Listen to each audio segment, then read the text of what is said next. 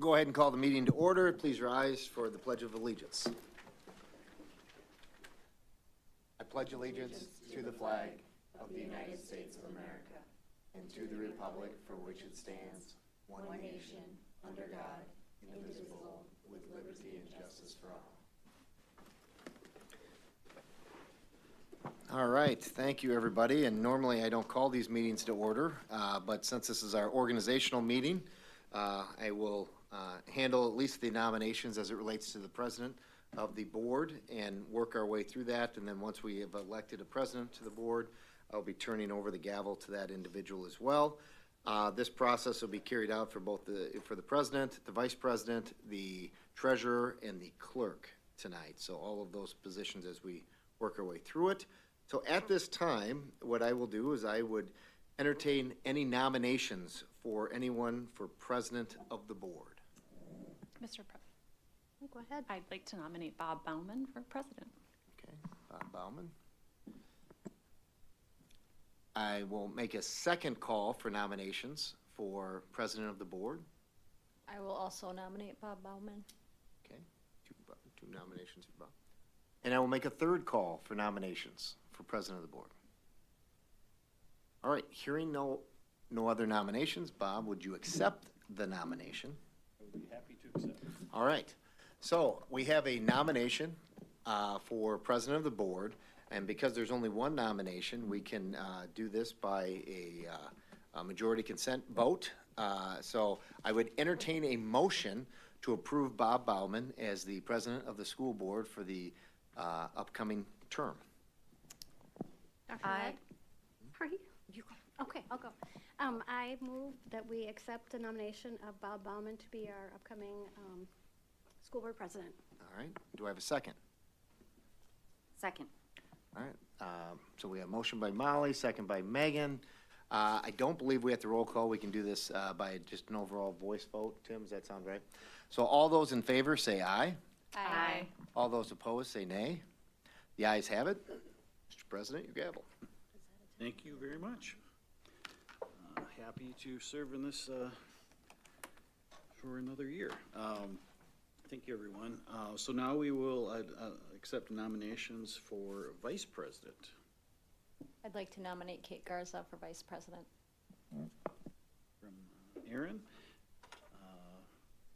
Is there anyone else like to be nominated for vice, or have a nomination for vice president?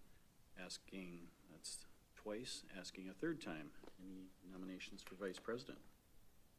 Hearing none, Kate, would you be accepting of the nomination? I would be happy to accept. All right, then moving forward, we would need a motion to nominate Kate as vice president. Mr. President, I move to nominate Kate Garza as vice president of the board for the upcoming term. Thank you, Megan. Do I have a second? Second. Second from Maria. We'll again do a voice vote. So all those in favor of Kate Garza for vice president, say aye. Aye. Aye. All those opposed, say nay. Hearing none, Kate, welcome to the board as vice president for another year. Then moving on to treasurer. Do I have any nominations for treasurer? Mr. President, Yes, Molly. I nominate Megan Rosowski for treasurer. Do I, is there any other nominations? Anyone else for nominations for treasurer? Not for a third time, any nominations for treasurer? Then I will accept, or first of all, Megan, will you accept? I'm glad you accepted too, Bob. Yes, I will. Thank you. I would look for a nomination to nominate Megan. Mr. or President, to elect Megan. I move to nominate Megan as treasurer. Is that the? Yeah. Sure. Yeah. Okay. Thank you, Brian. Second. Second from Kate. All those in favor say aye. Aye. All those opposed say nay. Megan continues to be treasurer. Next up, we're looking for a nomination for clerk position. Mr. President, Yes, Maria. I'd like to nominate Molly Powers for clerk. Thank you very much. For a second, any other nominations for clerk?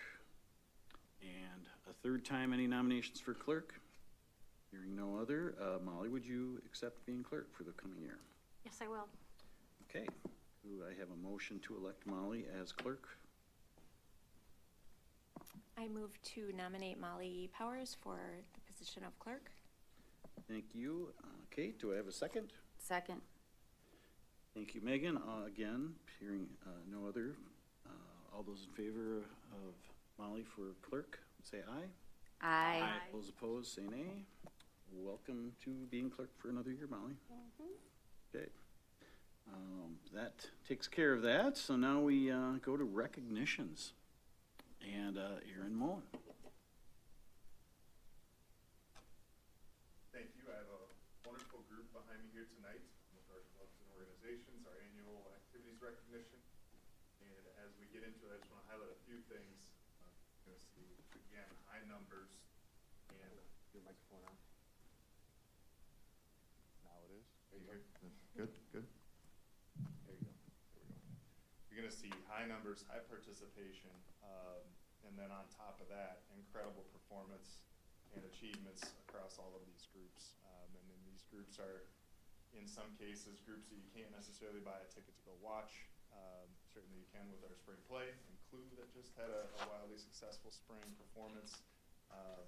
But we have had the chance to host a few more of these. So this year, for the first time, we had a wonderful Science Olympiad competition highlighted by the work of our staff and tons of student volunteers and making sure that things ran efficiently, and hundreds of kids piling into the high school.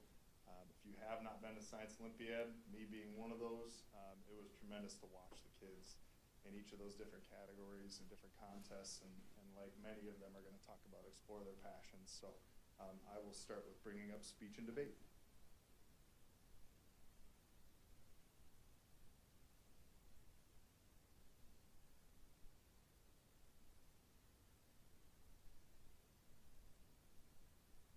Hello, my name is Aisha. I am one of the senior captains this year, and being involved in speech has made me a stronger student leader because it helps me build confidence and strengthen my communication and leadership skills. Through speech, I've learned how to support others, stay positive under pressure, and work as part of a team. I've also incorporated these skills with my involvement with other organizations, where I've become more comfortable taking charge and helping lead group activities.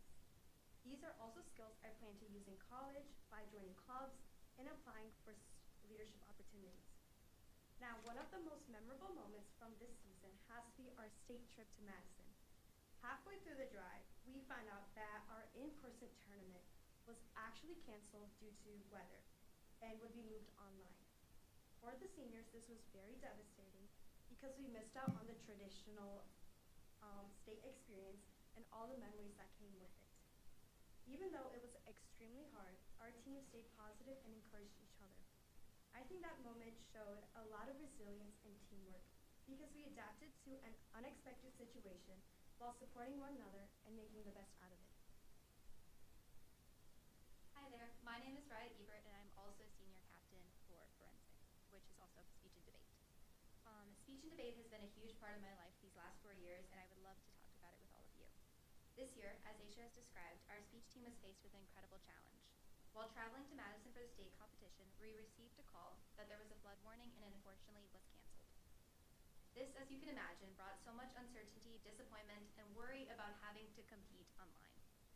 Speech is designed to connect with an audience, and as you can imagine, it is extremely difficult to connect with a camera lens that is meant to be your audience.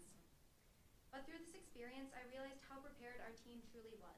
The dedication, resilience, and confidence we built through the season put us in the best possible position to face the challenge that was ahead of us. I personally could not have done it without my best friend and fellow captain, Aisha, as well as our wonderful coaches.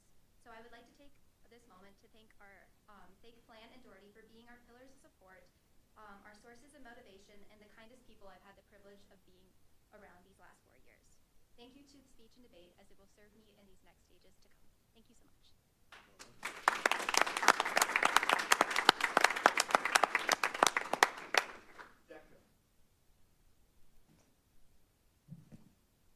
Hello, my name is Jillian White, and this year I served as the president of our DECA chapter.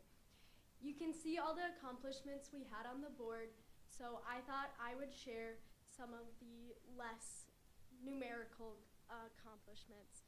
So our first competition of the year is districts, and having been a 4-year member, it was really huge for me to we had to take 2 buses to districts because we had so many competitors, and it really showed at districts.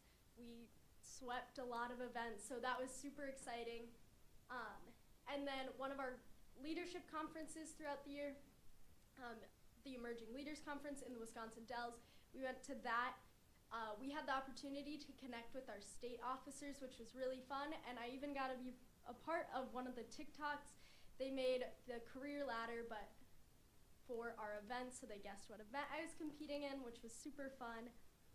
At the state conference, we had some freshmen who I had told them that I made a LinkedIn account for this leadership council I'm on through the state, and they took that to heart, made a LinkedIn account, and I think they probably got over 100 LinkedIn connections at the conference. That was what they were doing whenever they weren't competing.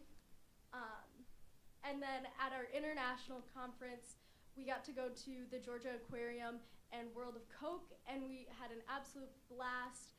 There were 12 girls that competed there, which was really fun. We got to have some girl power moment, and so we had a fantastic time this year, and it was a very good way for me to end my year. I want to thank my other officers, Molly Schrader, Nora Shalago, and Evan Schultz, who couldn't be here tonight, and then our advisors, Mr. Brett Weinferder and Miss Emily Sommerfeld, for the amazing job they did and all the effort they put into us this year. Thank you. The fall musical and spring play.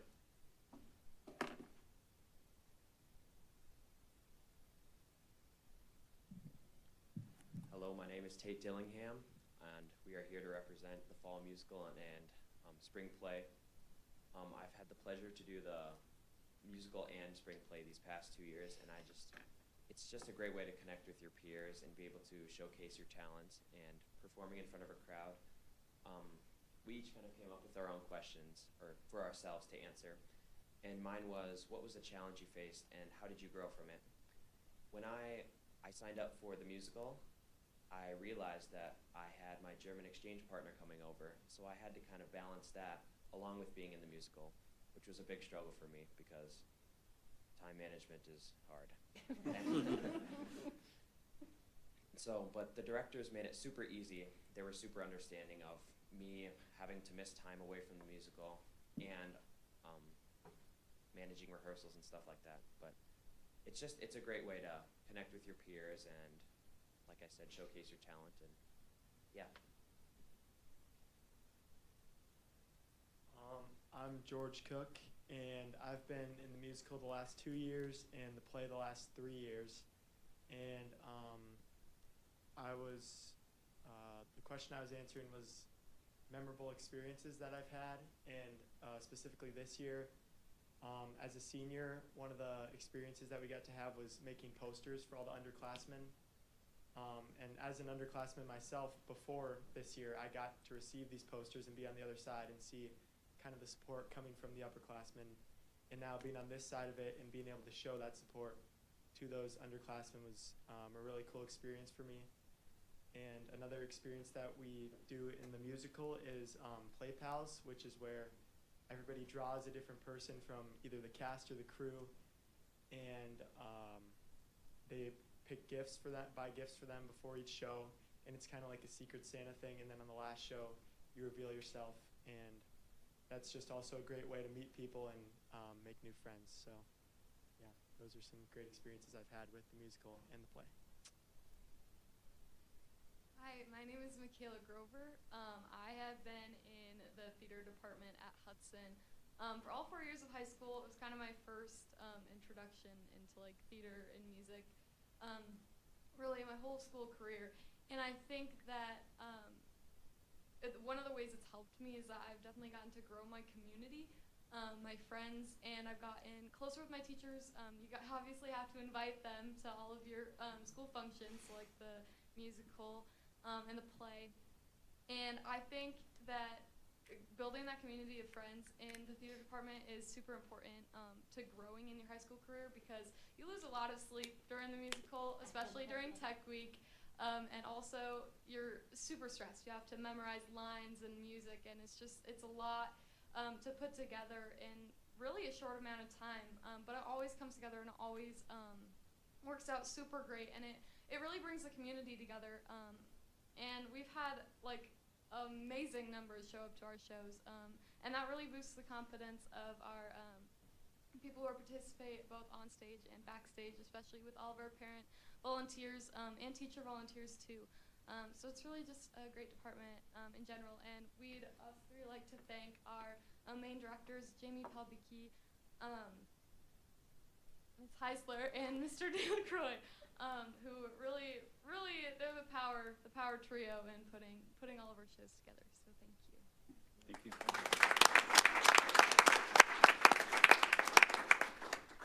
FFA.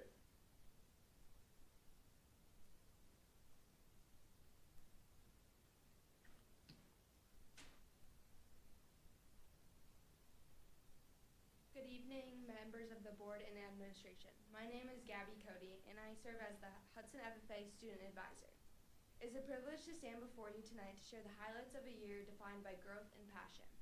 With 75 registered members now actively engaged in agricultural education, our chapter is stronger than ever.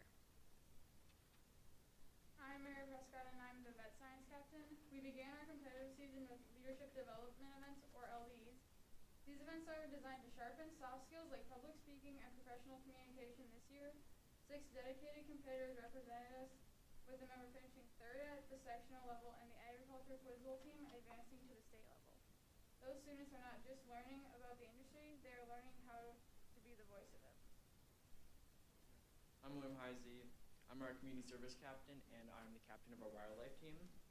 And moving into the technical side of our career development activities, our CDEs, we started our CDE season strong with 59 individuals competing at 4 different invitational events.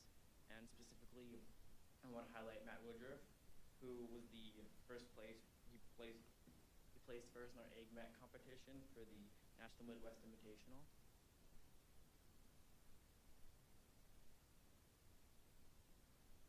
That success scaled up at the regional level. We brought 8 teams and 32 individuals to compete at UWRF. Our chapter truly excelled, placing 7 teams in the top 10, with 9 of our members placing as top 10 individuals, including 2 overall regional champions, Lily Fall in Nursery Landscape and Remy Kitchener in Milk Quality and Products. This momentum carried us all the way to the state level. We were proud to have 7 teams and 28 individuals qualify for state competition. Representing Hudson at the state level were our teams in agronomy, wildlife, milk quality and products, nursery and landscape, soil judging, egg communications, and egg education.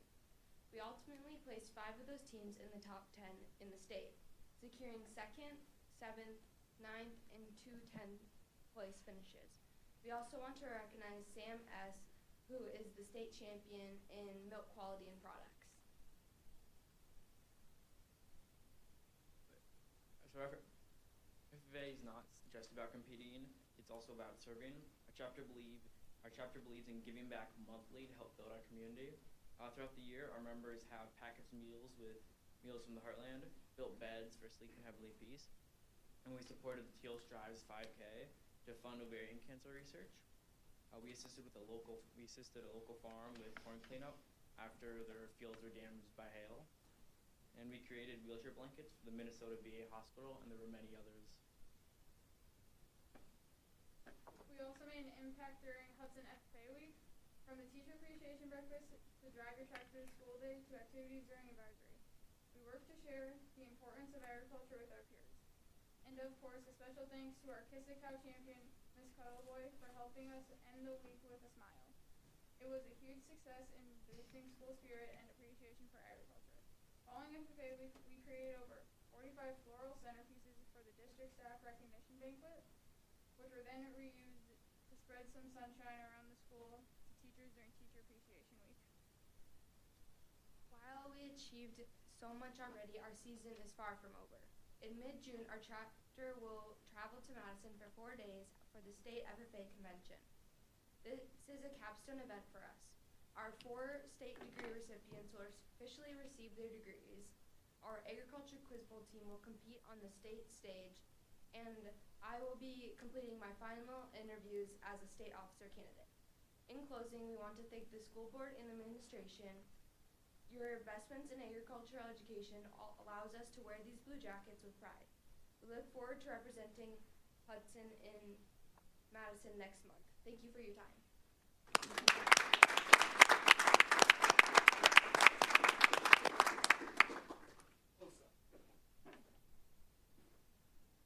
Hi, my name is Mabel. My name's Ruby. And I'm Olivia. And we're all sophomores, and we're officers for this year's HOSA and FCCLA. FCCLA is very new to Hudson, so we kind of combined it with HOSA this year. So a lot of our events overlapped and along with our slides. But yeah, we started off the year with a fall leadership conference at Stout and at Madison, which was a lot of fun for both HOSA and FCCLA. And we were able to learn a lot of leadership skills, communication skills, and able to just connect with our community. And in addition, we also hosted multiple events at Hudson, like blood drives, which we hosted 2 of them, and over 30 people volunteered at each one. And we also hosted a teddy bear clinic, which was a lot of fun because members of our community were able to bring their kids and just get their teddy bears checked out, which was very nice because they learned what like a normal pulse would look like, blood pressure, temperature, etc. And it was really nice because we got to like demonstrate our healthcare skills, and they got to learn and get excited about healthcare. And we also raised funds for SCCLA's sponsored nonprofit called Paul's Party through a tattoo teacher, which was really fun.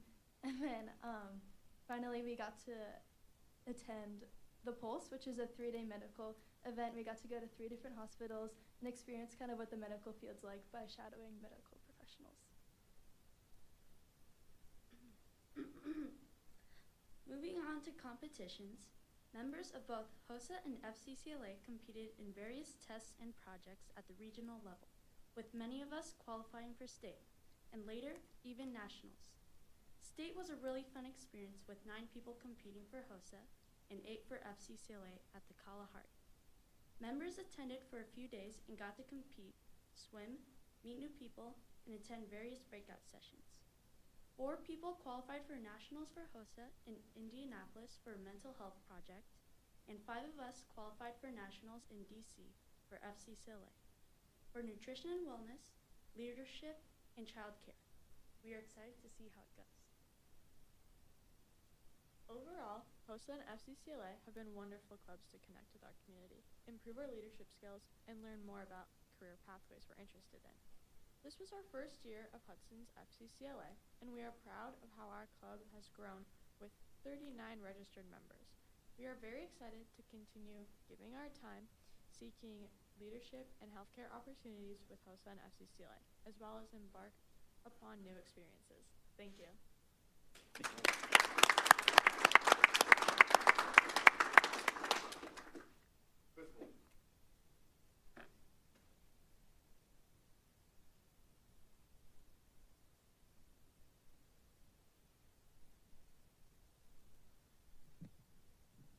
Hello, my name is Grant Stojan, and I am one of the senior captains of the Quiz Bowl team. This year, we have a slightly smaller group, as many of the seniors that we had in the past 2 years left. But despite that, we still did very well this year, and we still had a lot of fun. So we go to a lot of the competitions and circuits in Minnesota area, where we saw a lot of success at the one at League Play, which is a very big tournament where essentially all the teams in Minnesota come together and is from November to February. It is very drawn out, very long, and we placed 9th out of 71 teams, and we were able to qualify for the national tournament down in Atlanta this Memorial Day weekend, which we are very excited for. Very fun opportunity to compete with the best of the best at Quiz Bowl. Many of our students, as my fellow senior captain could not be here, Austin Clark, and one of our rising students, sophomore Echo Fernetton, have been top 10 scorers this season consistently, and that's been really fun to see Echo grow and Austin really peak as a senior in Quiz Bowl. I would like to thank Kristen Boers and Jonathan Blake for being our coach and advisors.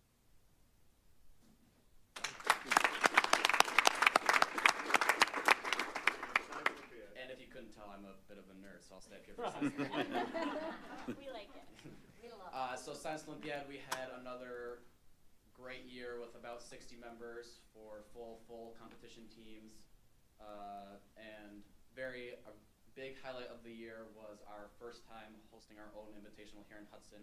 And it was a great success. A lot of people who were in Science Olympiad previously in Hudson came to help out. A lot of staff from Hudson and other districts came to help out with writing tests and running the events. And it was a really great opportunity to showcase that we're capable of running events like Science Olympiad and other events such as speech and debate as well. We placed first at our regionals and second at our regionals, first at our invitational, fifth at state out of 60 teams. We got 100 medals plus across all of our teams that competed throughout the year. And it's really a fun opportunity because in Science Olympiad we get to dive deeper into what the students are passionate themselves about in science, not necessarily what Hudson has offered in the science curriculum. Like specifically, my favorite event was Circuit Lab, like a circuits and magnetism class, which is touched in like Physics 2 and E&M, but a more very specific approach to that subject. So, yeah, thank you to Nick Borsch and Matt Anderson for being the coaches this year. It was a really great year.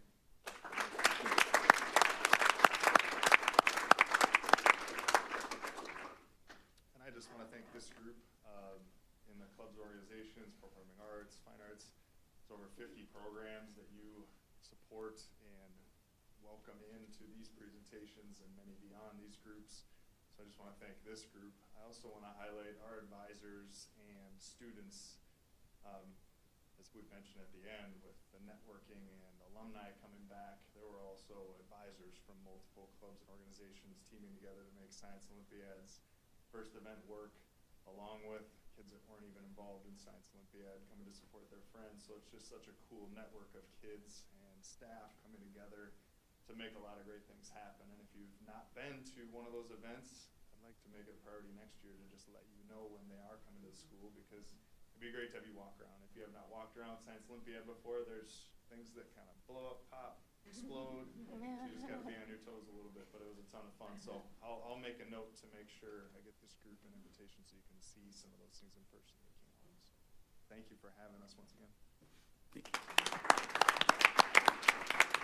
Thank you, Aaron, and everyone for coming tonight. It is, amazing opportunities and work that you guys put into it, and I'd love to see Aaron geek out about some non-sports related stuff as much as he does, and so love the increased participation and all, and just a great job. Does anybody else have any comments? I do. Molly? Go figure. I feel like I'm seeing my people. As an old person, don't laugh at me, I am old. These are the things that you will remember. I mean, there's so many great stats that you guys are so accomplished, and we know that you all work so hard. You're busy, busy, busy people. But you will remember the stuff that you told us tonight, speaking from the heart about the friends you made and the time management you learned about, the funny things that happened. You're funny, speech and debate. People fear it more than death. We do it for fun. Yes, you guys are hilarious and awesome, and I just hope you remember that. This is a great accomplishment. We're so proud of you as a community, and just keep on rocking it. You're awesome. Maria? Yeah, thank you, Mr. President. Echo everything Molly said. You guys are a phenomenal group of students. You are leading in amazing ways and showing others how to just go above and beyond every day and find the fun niche that you have in each of your clubs. I have a quick question. Quiz Bowl, is that math competition? Do I have that correct? Trivia, great, thank you for clarifying. And I can't underscore how big a deal it was that Science Olympiad came to Hudson for the first time this year. And Yeah, there are over like 25 schools, all the way from North Dakota, I believe was the furthest one away, that came to compete. The number of parents and staff that had to help, it really was a phenomenal day. So anything we can do to keep that coming back to Hudson, I think it's phenomenal. And kudos to Borsch and Mr. Anderson for putting that on, because that was no small feat for you guys. So I think it was pretty amazing. And the school, all the work that you guys do, phenomenal. So thank you. Yep, one more round of applause, I think. And I know you'd love to stay for the rest of the, one more recognition? Yep. I thought that was so that would be through. Sally's gonna come up and, okay, fantastic. Come on up. Hello. I don't know if I can hear me. Yeah, thank you for the opportunity to speak today. My name is Elia Christensen. I'm a senior at Hudson High School. And this September, I was selected by the Wisconsin Office of Children's Mental Health to be the Youth Mental Wellness Champion Representative, or the CISA 11.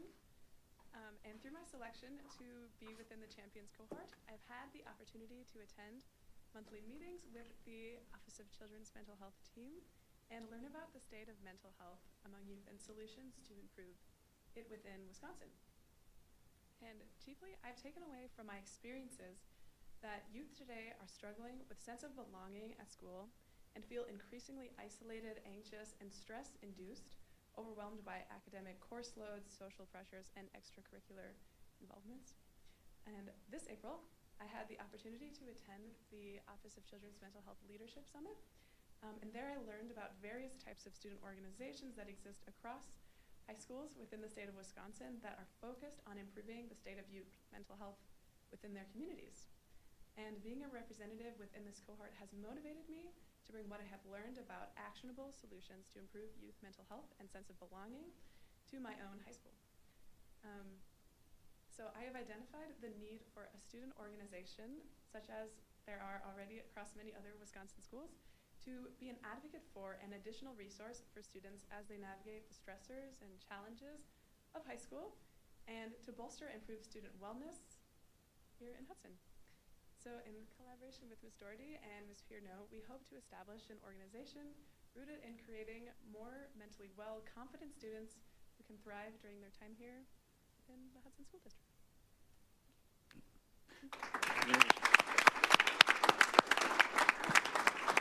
And I want to make sure that you weren't forgotten. I just thought that Shannon or whatever, like it. So you obviously didn't need any help. So thank you. Mr. President? Yes. I just Kate. want to comment on your presentation to us. I think when you said actionable items, that excites me because oftentimes with mental health, I think we aren't quite sure what to do, and we certainly want to do. So I think as a board, we really welcome those ideas. And I also want to say, I was watching your face when everybody else was presenting, and you were just like so happy for everybody, and that's how we really should be. So I thought that was really sweet, and obviously you're in the right place, so thank you. Now I guess if they. Yeah, now you're released. You don't have to stay for the next 3 hours of fun. And that's it.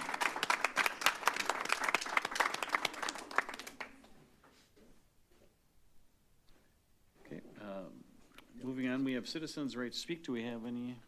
Nope, nothing there. So we can move on to reports, and we'll start with the Wisconsin Association of School Boards government relations presentation. We have some visitors today.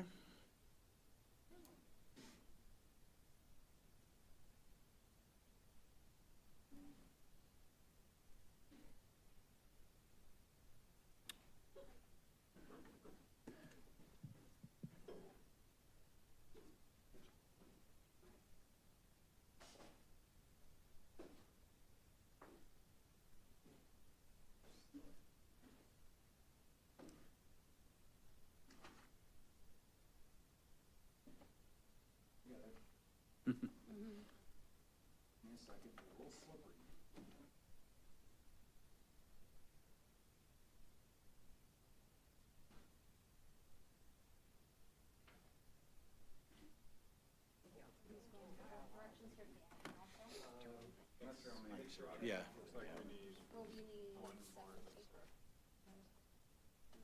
Okay. Thank you.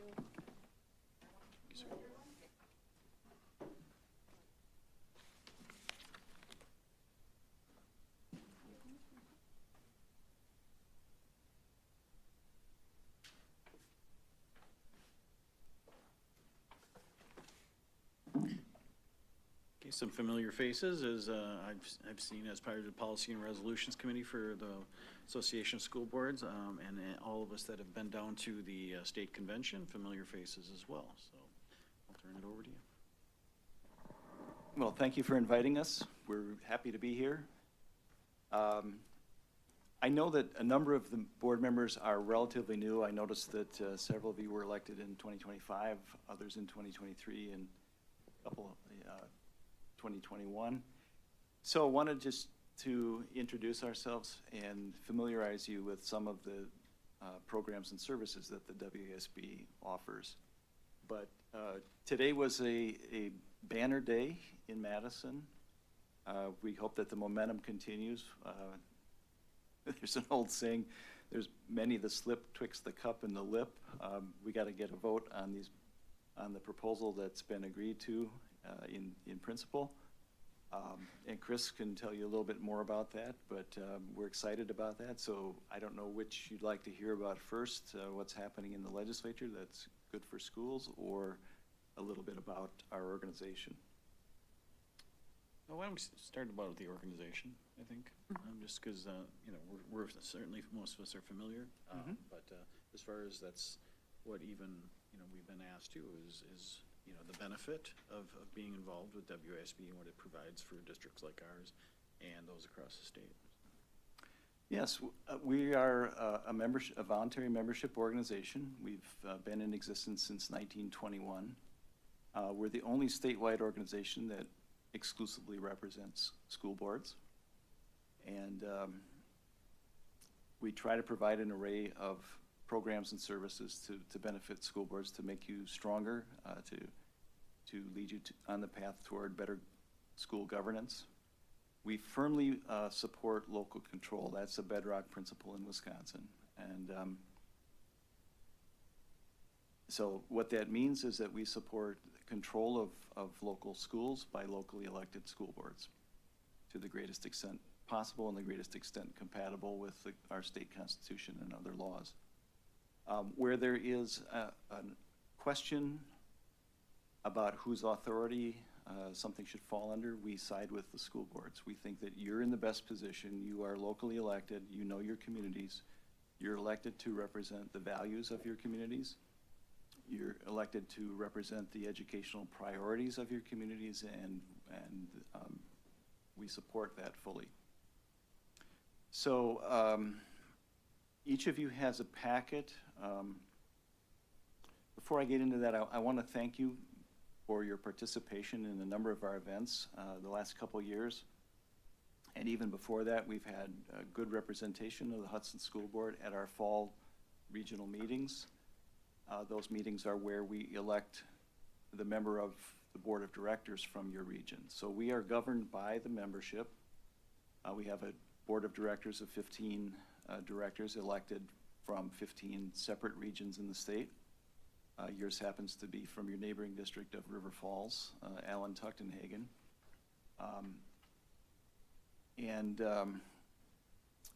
They are elected for 3-year terms by the membership again. Each board gets 1 vote at the fall regional meeting toward the election of a local regional director.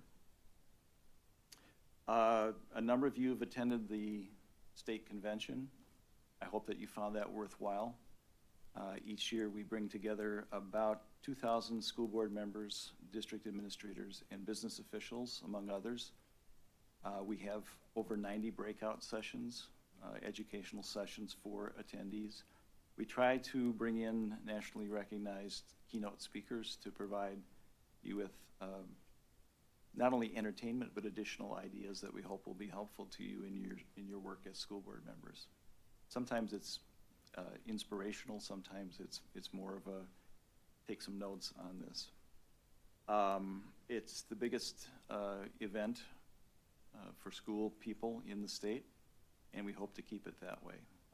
It is in the third week of January, which is probably not the week that the Tourism and Convention Bureau in Milwaukee would pick to showcase Milwaukee, but it's a time that seems to be convenient for school people, and for historical and other reasons, we've continued on with that. I know that's a long ways from Hudson, and we've looked at other venues for the state convention. None within the state of Wisconsin seem to fit the bill to allow for as many exhibitors. We have about 1,000 presenters and exhibitors who come to the convention. We occupy a full floor of the Baird Center in Milwaukee, which is, some of you may know that because that's where the Republican National Committee held its convention a couple years ago. It's a nationally recognized exhibit facility and convention facility, and it has served our purpose as well. I wish we could find something that was a little more centrally located, but we just haven't been able to find anything that's... The hotel rooms as well. That can accommodate the number of people, so there's probably 3,000 people if you take attendees and exhibitors and other folks, and that's difficult to find that kind of space. We also do a number of events. I think some of you have attended our legislative conference. I know, Bob, you were there as a member of the Policy and Resolutions Committee. Some of you I believe you have an attorney on staff who is a member of the Wisconsin School Attorneys Association. We do a spring legal conference each year, and that's beneficial. So let me talk about some of the things that are in the folder. There's an at-your-service brochure which kind of broadly outlines the type of programs and services that we provide.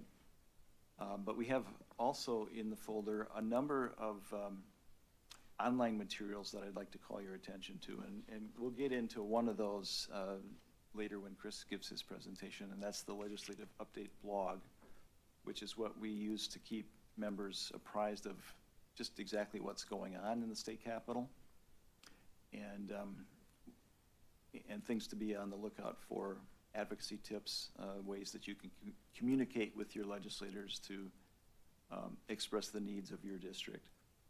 In addition to that, we provide monthly legal and legislative update webinars. Those are the third Wednesday of the month at noon.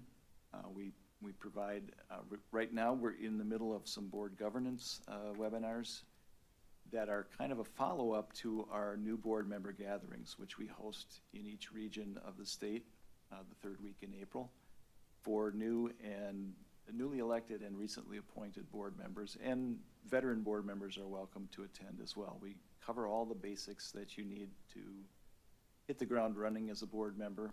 We go through the open meetings and public records laws. We go through things about public comment periods, how agendas are set, all of that good stuff.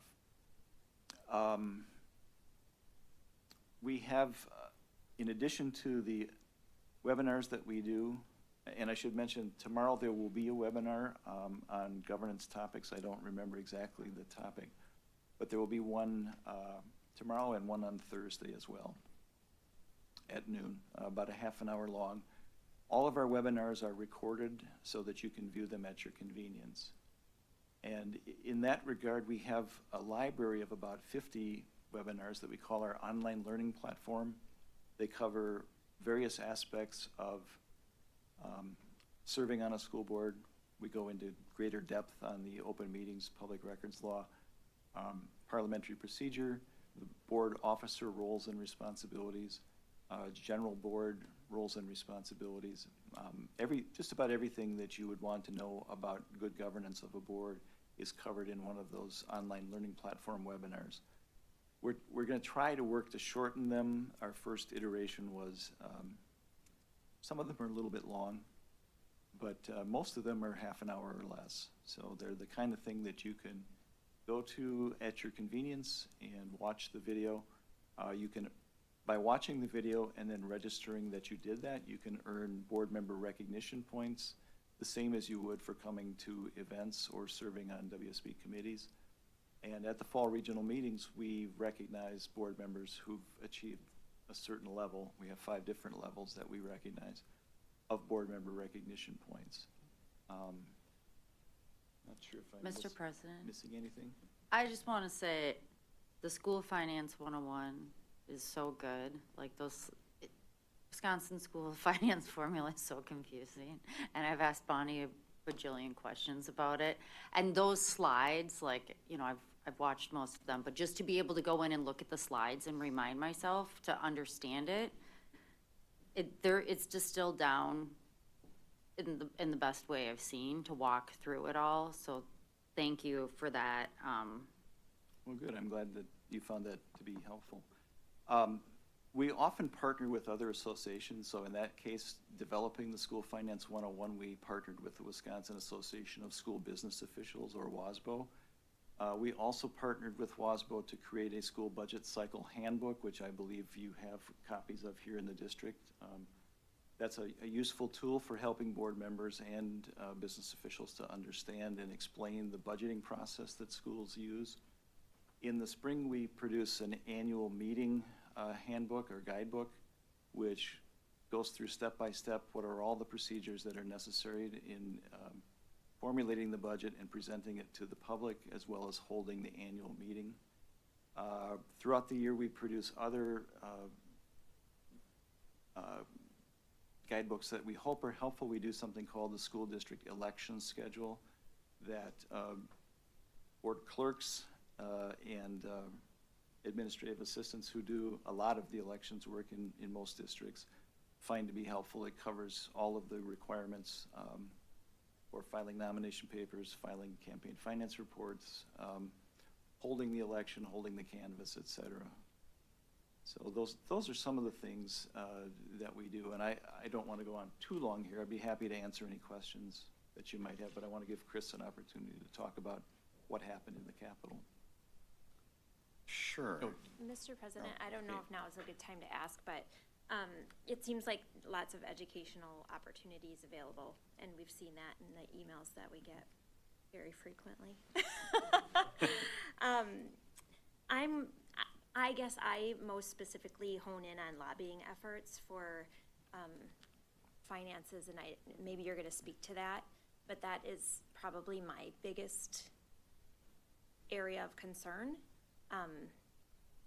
Sometimes it feels like you put it out there into the universe, and I'm not sure how to make it work, or who's making it work, or who's supposed to make it work.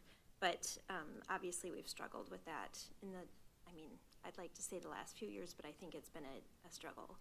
And it's not just the Hudson School District, it's absolutely all 421 school districts have struggled. So that's where I wonder specifically with the Hudson School District, since we're a member, what specifically can we come to you with when we have concerns or needs, and maybe some things we might come to you with that is not in your area of expertise, or not in an expectation of people holding a membership. So that's, I guess, where my questions lie. Well, yeah, and I can talk a little bit about our government relations department, what we do. So I'm the Chris Kulo, government relations director. Government relations is just a nice way of saying lobbyist. It's myself and my colleague David. So we have 2 full-time lobbyists on staff for the WASB.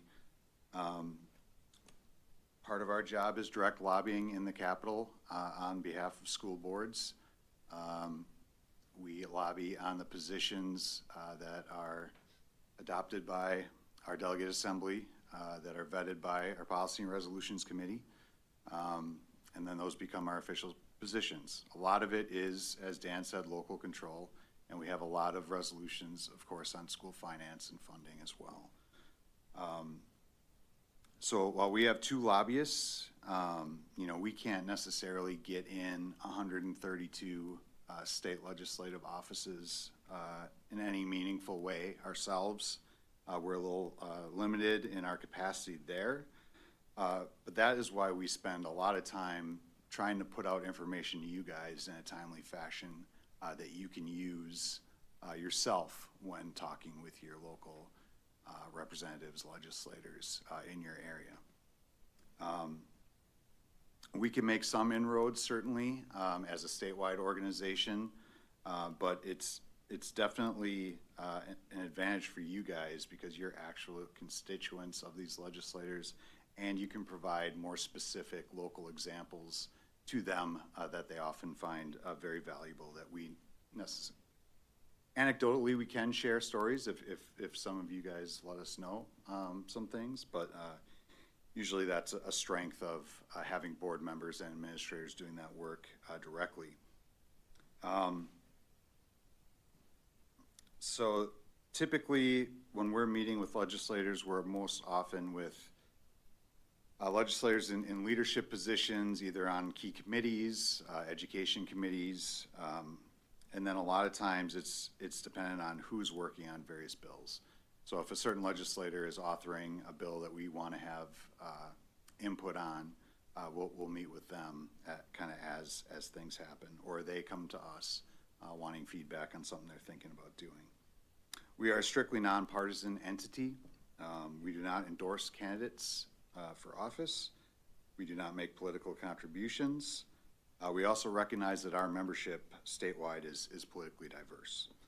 Ultimately, we operate on the directive that our members expect us to be able to work effectively and collaboratively with lawmakers on both sides of the aisle. So a lot of times we could be open to some criticism for not, being super strong in questioning maybe a lawmaker's motive for doing something, or we have to keep it professional. We don't want to burn bridges with people while still making our points. Just for this past legislative session, just to give you some idea, we tracked 325 bills at the state level. 46 of those passed both chambers of the legislature this session. 27 of those were signed into law. Of those 27, we supported 8, opposed 0, and did not take a position on the other 19. 19 bills were vetoed by the governor. Of these, we supported 0, we opposed 6, and we were not taking a position on 13 of those. 27 bills passed the Assembly, but not the Senate, and 5 bills passed the Senate, but not the Assembly. Our resources for letting you guys know what's going on, so hopefully you can use that information with your legislators. Dan did mention the legislative update blog. It's on our website. You can sign up to receive emails every time we post something new. Obviously, with what happened today, we posted twice on the deal when it was announced around midday, and then when more details were released later this afternoon. We have a legislative advocacy toolkit on our website. We are planning this summer to kind of overhaul that, but the information there is really evergreen. It's kind of a 101 on developing relationships with legislators. Gives you an idea of how legislative offices are structured. A lot of good information there. Even if you're not familiar with, legislative advocacy at all, it's kind of a 101. Here's how you do it, kind of a school finance 101, but for advocacy. We do webinars each month where we provide a legislative update with our legal counsel who provide a legal update. And then during the budget season, when the state budget is introduced, we do weekly government relations only webinars on Fridays. We keep those to 30 minutes or less, and we just kind of update you each week on what we're hearing and what's going on during the state budget. And we do that until the budget's actually signed into law, which is a couple months. Additional resources, we have a state bill tracking chart that lists all of those bills that we are tracking and whether we have a position on it.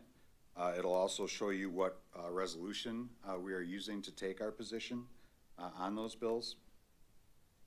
And we are also have a number of pages on our website dedicated again to the state budget, federal government updates, and then advocacy resources, which is a newer page that we kind of just put up there, and is in conjunction with a kind of myth-busting campaign that we've begun through kind of our social media and our blog, just kind of looking at some of the things that are being said out there that we feel might be a little misleading, and just giving some additional context to some claims that we're seeing out in social media and other places. So that's available as well. Going to what happened today, as Dan mentioned, there was a deal announced to spend down the state's budget surplus that exists right now. This has been going on for months since the Fiscal Bureau identified that there would be a pretty sizable surplus, over $2 billion. Basically, what they laid out in the initial announcement was about $600 million total, just over $600 million total in new funds for public schools.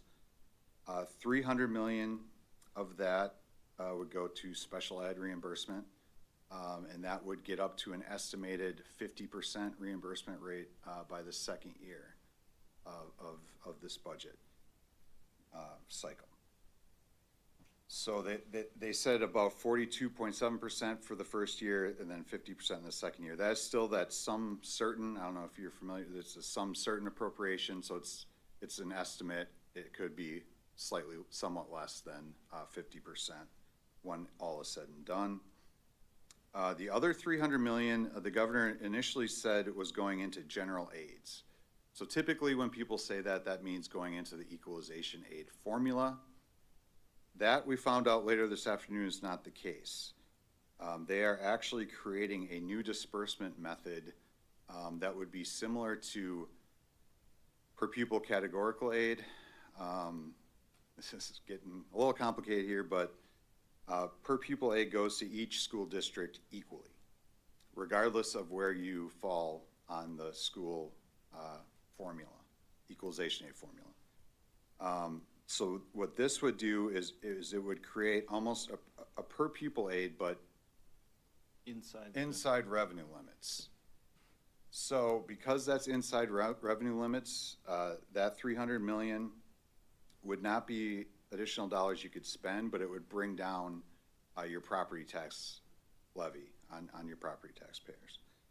And I believe that came to about $387 per pupil statewide. So those were the big parts for schools. The other big part or big number there was 850 million to a direct state tax rebate. So they are going to mail checks of $300 to every individual filer and $600 to a married couple as a direct state tax rebate from the state. The other items in there were somewhat smaller, $50 million to the tech colleges to bring down property taxes for those.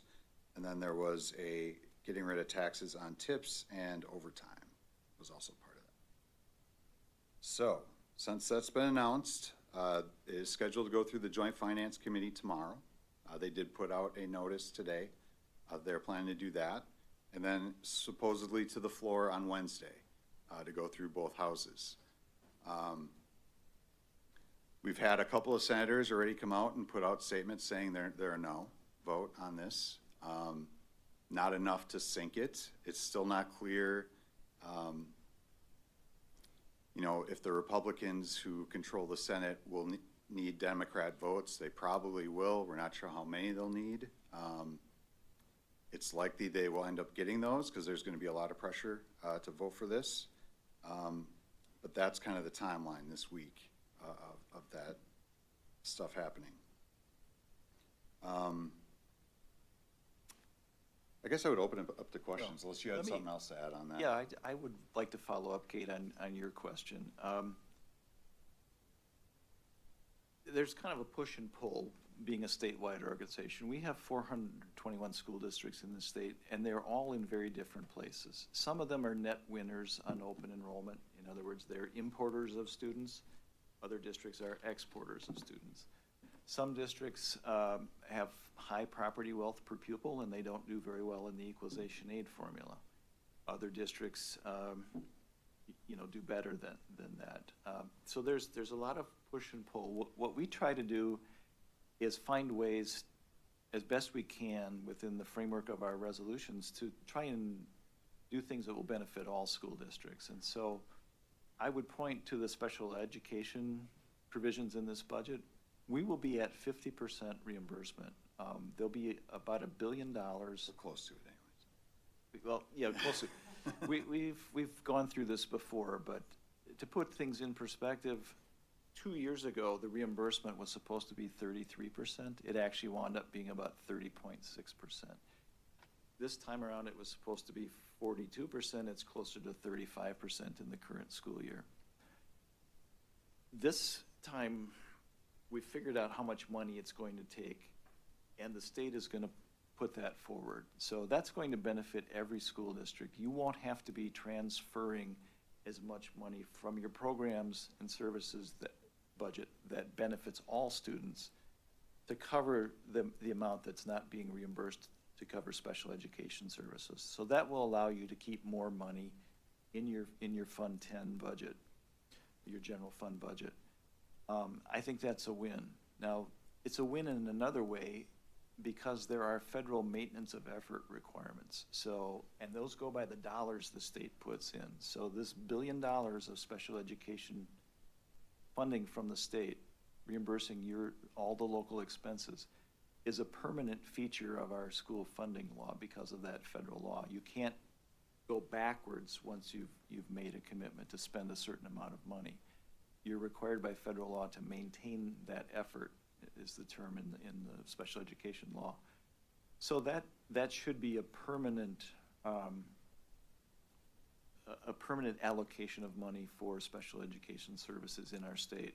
That's big, because I remember not too many sessions ago, we were at 25%, so we've doubled the amount. Now, we're not all the way there, but that's a significant increase, and that's an area where we put our heads together and said, what can we do? How can we build support for something that will benefit every school district in the state? And that's one example. I think that, if I'm looking at the deal that was announced today from the perspective of the Hudson School District, the fact that it's a per pupil amount and not run through the equalization formula is going to benefit this district. That's $387 per student. It's not going to solve all the budget problems that districts have, but it's going to make a significant impact. What we found out last time, and I think legislators learned the hard way, there's an old saying that sometimes they feel the heat before they see the light, but they did not fund any increase in school aids, and they allowed revenue limits to go up. So all of that increased spending through the revenue limit came at the expense of property taxpayers. And all other things going on in the economy right now, that was a tough burden for a lot of people to bear. I think this is a step toward addressing those kind of affordability issues. The state's going to give back some of its surplus directly to couples, $300 for single taxpayers and $600 per couple, as well as the money that's going in. This $387 is not going to fuel additional school spending, but it's going to give you money that's inside your budget. That's going to be hard for them to take, to reduce in the future, that you can use directly to reduce property taxes, because it is subject to the revenue limits. It's not going to allow you to spend more unless you go to the voters and get referendum approval to spend more. But it is going to offset property taxes directly on a dollar-for-dollar basis. I'll go quick, because otherwise I'll forget what I was going to say. We know you will. And I'll say, when you look at the value of it, going back, 7, 8 years, when I fronted my first delegate assembly, and just sitting here in that room, listening to everybody fighting for what was important to their own district, whether it be rural or reservation or, inner city Milwaukee, and it's saying, this is never going to work, right? I think what WASB has done is it gives a voice to those districts that aren't going to go down there, aren't going to spend the time, aren't going to write their senators, but it also has changed. And just, you know, I was in the assembly this year, even though I wasn't a delegate, just watching, and there is a drive, there is a push for fairness. And being part of the Policy Resolutions Committee, that is huge now with everyone. Everybody wants it to be fair. It's much less fighting for our own little, things that, because we're never going to get there if we keep doing that. My question is, nothing on vouchers with this, or? Well, they get a bump as part of this from the standpoint that they are indexed to any increases that public schools get. So the current law, and Dan can maybe. And we haven't seen the bill language, but the per pupil payments for vouchers will go up. As Chris mentioned, they're indexed. That's a feature of current law that I don't particularly care for, but it's something that we live with. And so they will get a bump of $108 in 2025-26 and $186 in 26-27 in those per pupil payments. We're reading our blog posts. There you go. Good job. It's something that happens automatically. This deal that was struck did not change that automatic indexing. So whenever we get an increase in our either our general aid, our revenue limits, or our categorical aids, there's provision that piggybacks an increase for the voucher schools on that. Molly? Thanks for explaining that. I just want to say, first of all, thank you very much for your part in making this happen. I know that we're all really excited for ourselves and excited for everybody else too. I just have two questions. So the $387, that is actually, just so I understand it, and I'm sure Nick can explain it later, is that is just $387 less that we will not be able to tax, and that will be coming from the state, correct? Yes. So basically, yeah, okay, that makes sense. So a person, they will see their property taxes go down in our community, whatever percentage amount that amounts to be. Yeah, all But that- things being that will equal, be if backfilled. you don't change, the revenue limit is, let's just use the $325 that was part of the governor's Mhm. so-called 400-year veto. That's where it's set. That will remain the same. The dollars that are used to make up that $325, if you levy to that amount, more of those will come from the state, less will come from property taxpayers. Thank you for explaining that further. The other thing I was curious about is the 50% some certain. So basically, it's just an estimate. They want to achieve 50%, they will not achieve 50%. Just like now, they wanted to do 42, was it? And then increasing, but it's actually 35. Is that correct? Yeah, that's a little complicated. Because they just basically, they don't have enough money. When they were putting the budget together, the DPI underestimated the amount by which special education costs would increase by about half of the percentage increase. I don't know the reasons why, but when they were trying to calculate what 42 and 45% would be, they were using an estimate that did not accurately reflect the increased costs of special education. And we don't know if they did a better job this That's time what- around, if that's where you're kind of getting. little But bit, we yeah. think they did a better job because they're estimating a higher rate of increase. So Yeah. I think it's more likely that we're going to be close to 50%. Whether we will hit 50%, I'm always a little skeptical because we've all been down this road Right, in the we've past. seen this before. At least in that like We've read the 3% story and it just- range but rather than like 7, where Yeah, it was but like shocking. Okay. What won't change is there'll be an additional $85 million put into special education in the current school year and an additional $230 million next school year, and that won't change. So that money will be used to reduce or reimburse you for the costs that you've incurred. Special education is always paid on a reimbursement basis, which is what sometimes contributes to the confusion about just how much are we going to need to reach a certain percentage. Ideally, we've lobbied for some sufficient amount that, so 50% means 50%, and the state would have to come up with the money to actually reach 50%. We haven't been able to get that across the finish line, but that's something we will keep fighting for. And I think what's important, Kate, to your question is, what can you bring that we sometimes can't? I was in Chris's role for about 15 years before I took the executive director role. What moves the needle are stories. People remember stories, facts and figures. I gave you 85 million and 230 million. You probably won't remember that at the end of the night, but you'll remember the stories that the kids told you here tonight. That's how we can be effective, is to understand the stories that come from your district and come from the other 420 districts in the state. And that's something that you can provide. You can tell your legislators exactly how something's going to impact you. And just as the students here tonight provided examples of how the programs here benefit them, you can do something similar when your legislators are here. I wish there had been some legislators here tonight to hear those presentations, because they would have recognized the enthusiasm, the achievements, and the excitement of those students. And might I say, just in passing, that I felt a little twinge in my heart because my nearly 98-year-old father was the state FFA president when he was in high school. And I know that whatever else he did in life, that was something that he was always very proud of, very proud of. That's adorable. Thank you for sharing that story. It really is.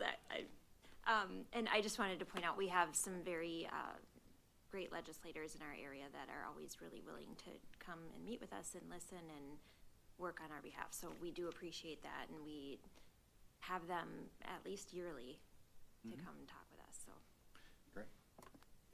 Mr. President? Megan?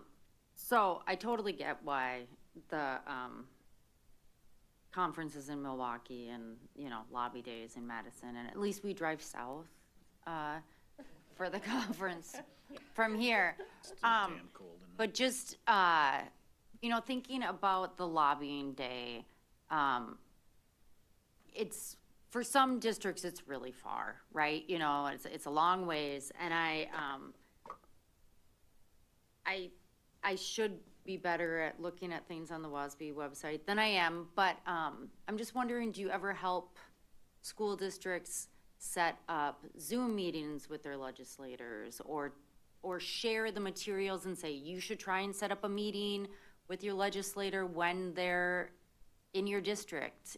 Like that, to me, I think driving all the way down can be hard. People have to take time off work. You have to have someone watch your kids versus, and again, I may have missed it, like clear guidance on like what to do if you can't come to lobby day. Is that in some of the materials you have already? Yes. Yeah, and I think that's what we're mostly talking about is when we're talking about you guys doing that, we're not thinking you're driving down to Madison to do that. We think you're doing that here.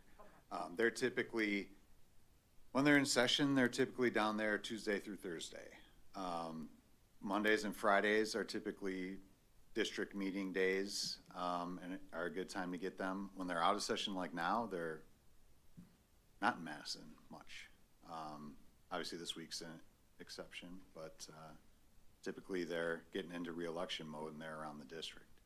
And if they're not going to listen to you now when they're asking for your vote for re-election, the question is, when will they really listen to you? So I think this is a great time to invite them to your schools, invite them to your honors convocations. They perhaps could hand out awards or have their picture taken with the recipients. You have spring concerts, spring plays, other kinds of activities. I think those are great ways to showcase your school. But don't forget about your needs too. If there are needs that you have, let them know what they are. I would try to invite them as many times as possible, and have kind of an agenda planned. A lot of times legislators will be reluctant to come to a meeting because they feel like they're going to be grilled, or someone once said, if you get an invitation for dinner, make sure that you're seated at the table and not on the menu. And they sometimes feel like they're on the menu. So things that you can do to alleviate that and build relationships, because that's really what lobbying is about from our standpoint, is building relationships. And you want, I'm fond of saying that the time to make a friend is before you need that friend. So, the lobbying day, I think we need to do a better job of communicating that we don't control legislators' schedules and that we do our best to arrange the meetings, whether that's a right decision on our part to arrange those meetings or whether we should leave that to individual board members and boards. We've tried to make it as easy as possible, and unfortunately this time around that came with a pitfall that legislators weren't there, and we had a failure to communicate between those offices and our office, and apologize again for that. But for the most part, the system has worked in the past. It is 4 hours. I just drove up from Madison. It's a long drive. But we certainly do try to make those materials available. We used to, when legislators would, I think, do a little bit better job of publicizing their office hours. During the budget season, most legislators will have office hours, so you can find them at a public library or a coffee shop or someplace like that. And they actually will welcome hearing from constituents. So that's a time for board members. It's a time for you to rally parents, grandparents, people in the community who aren't the usual people who show up to talk to legislators, and have them amplify your voice at those meetings. And we're happy to provide the same materials that we provide at Day at the Capitol to any board member, any board that wants to attend those, they call them office hours, town hall meetings. They go by various names. I think, with that lobbying day, and that happens every 2 years, correct? Yes. Correct. And yes, we missed our legislators, but that didn't stop Kate from getting on the phone and saying, hey, where the hell are you, whether it was their concern or not, or their fault or not. And because of that, we did have our state senator showed up for the first time, and I give Kate credit for that. But while we were down there, we did meet with the staff, the aides and the staff of our legislators. A lot of notes were taken. We got to hear some state senators, Mr. Kitchens, I believe, from Green Bay, which I had to say I'm a little not too displeased that, if Green Bay is having problems, that's his area, and some of the things he said, you're going to get politicians and they're going to give their positions very frankly. And so, Bob, just so you know, he was a former school board president for 12 years, so. which is why I really don't understand some of his statements. But so I think there was certainly value to that. How we translate that into school boards getting their own action together and encouraging their school, because we made sure that our representatives knew that it wasn't a gotcha session, and we were very and one of our reps has absolutely no problem coming, actually enjoys it, and part of the community as well. So, but that's just. I think that's important. I'll just share that part of my misspent youth was spent going to law school, and it's not like arguing a case before a jury. That's a one-time thing. You're only going to see those 12 people one time to argue your case, but the legislators that represent you will represent you for at least 2 years or 4 years, depending on which house. And so you need to build those relationships. You can't burn bridges, because I learned early on in my lobbying career that the person who voted against me might just be the person who was the deciding vote the next time an issue came up, and I couldn't afford to alienate them. So kudos to you for reaching out and building those bridges. Any other questions from the board? Just a quick, so this, certainly today's deal was that, I mean, we were hopeful that something would come. I'm just curious, you know, your job for lobbying and thinking about, you know, what's next probably never ends. So what are you foreshadowing? What are you thinking about for the next legislative session? What are you thinking that we should be keeping our eye on or continuing to talk with our reps about that mimics conversations you're having? Yeah, I think, obviously November is a long time from now, and a lot can change. But I think one thing that's gonna still be a big issue, even with this happening, I think school funding and property taxes will continue to be a huge campaign issue going into November and the next legislative session. Obviously, when they start, it'll be state budget again, will be the kind of that first, or one of the first big things that we'll all be talking about. And I think some of the issues that we'll be looking at next session are consolidation.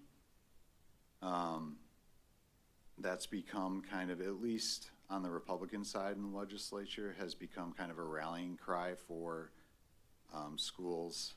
It's almost been a little bit of an argument of, well, it's not really the decisions we've made in the state budget that's causing all these problems. It's the fact that we have declining enrollment, and there's just too many schools, and we need to, you know, it's gonna be painful, but we need to do this kind of right sizing now. I think, you know, that obviously gives them a pass for the decisions made during the budget the last however many years. But I think it's gonna be important to say, yes, you know, acknowledge that declining enrollment is an issue statewide, but so is, you know, inflationary increases in spendable resources for schools. Just because there's one doesn't mean the other one's no longer important. I think it's gonna be important to tell legislators that we're not like this status quo that just, you know, we're just keeping doing things the way we've always done them, even with declining enrollment. Is kind of the picture that's being painted a little bit. So I think whatever we can do to remind them about that, you know, we're always making adjustments. We're always looking at how we do more with less. Schools are being closed everywhere. Yeah. I mean, but it's happening all over the state, and it's been happening for decades. And I think we need to do a better job of getting that message out, that school districts are right-sizing. Those are some of the most painful decisions that you face, because people decide where to purchase a home or where they're going to live based on where their children are going to go to school. And those are difficult decisions. No one wants to have to make those decisions. But that's happening all across the state, and Hudson is not alone. So you know, painful as it is, I commend you for taking on tough issues. Another one that's out there is cell phone bans. I've taken a call today from a legislative office about wanting to do a bell-to-bell cell phone ban mandate statewide. That was proposed late this session, didn't go. Earlier in the session, we passed a new law that requires a cell phone ban policy, but it provides the local district with more flexibility on how to actually institute that. Same session, they came back with another one that was more strict before the other one even took effect.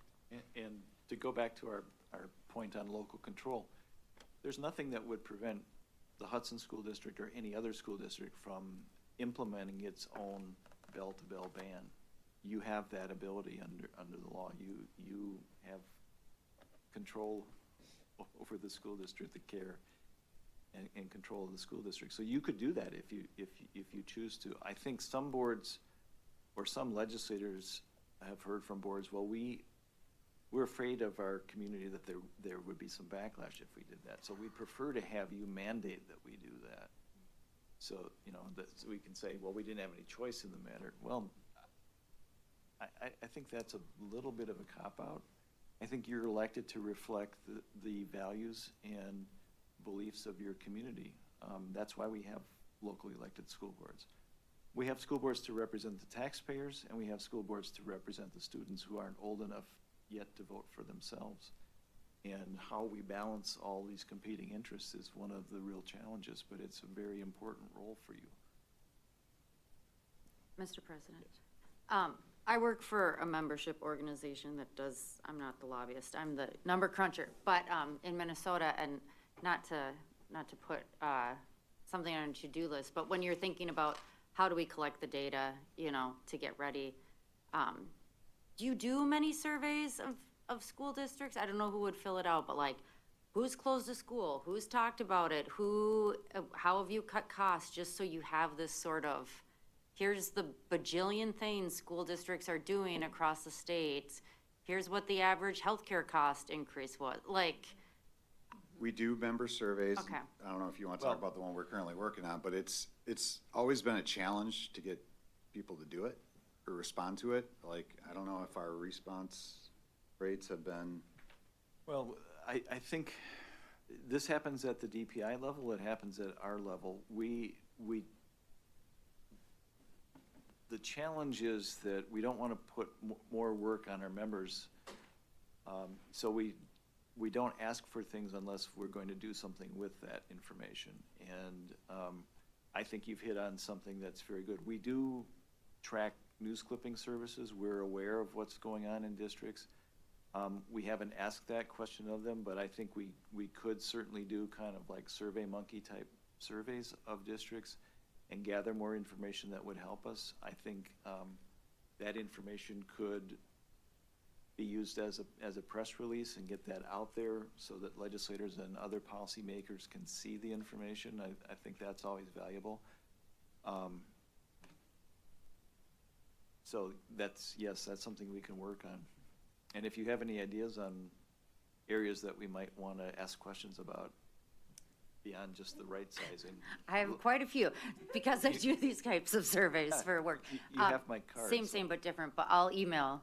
And we are in the process of finalizing a member survey that probably won't get down into that many details. It's more about how can we better serve you. But certainly when you get that survey, one of the things you might say is you need to survey your members more often, and what types of information you'd like to see us gather would be helpful. Mr. President? Yes, Aaron. I've actually seen some really good articles in the school news magazine, so I appreciate that as part of our packet that we get.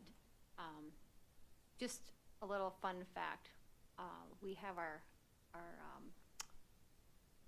high school president speaking about his cell phone policy that's been very successful, as I understand, in the district. Maybe you want to stick around for that right after this. Be happy to. Well, we thank you for your time. It's been, we've taken a lot of your time tonight. I really appreciate you guys coming. And can't say enough that, we've had a past board member that used to say to me all the time when I'd ask a dumb question, it's like, there's a webinar about that on the WASB website. And she said it often, and she's like, it's so easy, even you could understand it, right? So, because she was one that would go to all the financing, deep dives on financing, and I was like, I'm not going to sit in that. But, so the way I would encourage people, there is a lot of information on the website. So, but again, thank you guys for coming, and I appreciate it. And I hope all of you have your login credentials. A lot of stuff is behind a login. One thing I wanted to mention is, I know you've done the podcast kind of sporadically and it's sort of stopped, but if you would start a podcast again, I would love it, because that's when I don't want to read educational stuff. I want to listen to it. Like if I'm driving around, I drive a lot, and I really feel like that was such a great way to convey information. That's, I love Or a even take podcast. maybe some of the webinars and turn them into like a podcast. Well, that way, if there wasn't charts or something, that'd be awesome. Right, right. Pull up this chart and you're off the interstate. We don't want to, no. But But Molly, I love a podcast. yeah, you said you're old, and I'm sure I have you beat by quite a bit. I don't know about that. Well, I'm going to be 70 this year, so I think I I'm have 92. I don't look it. I'm so well preserved. But so I'm not sure that I can do the kind of podcasts that the influencer kids are doing nowadays, where I talk about what I'm wearing and what I had for lunch and just sort of casually drop in a few a few other things, but we'll work on making them listenable. Yeah, there's all kinds of podcasts out there. My husband is a CPA, and I've listened to many an AI CPA podcast or how to attract young people to being an accountant. So it can't be worse than that. Okay. All right, well, we'll let you gentlemen go, and let's take a 5-minute recess. So we Okay, get back. thank you for inviting us. Yeah, thanks for the opportunity. Appreciate it.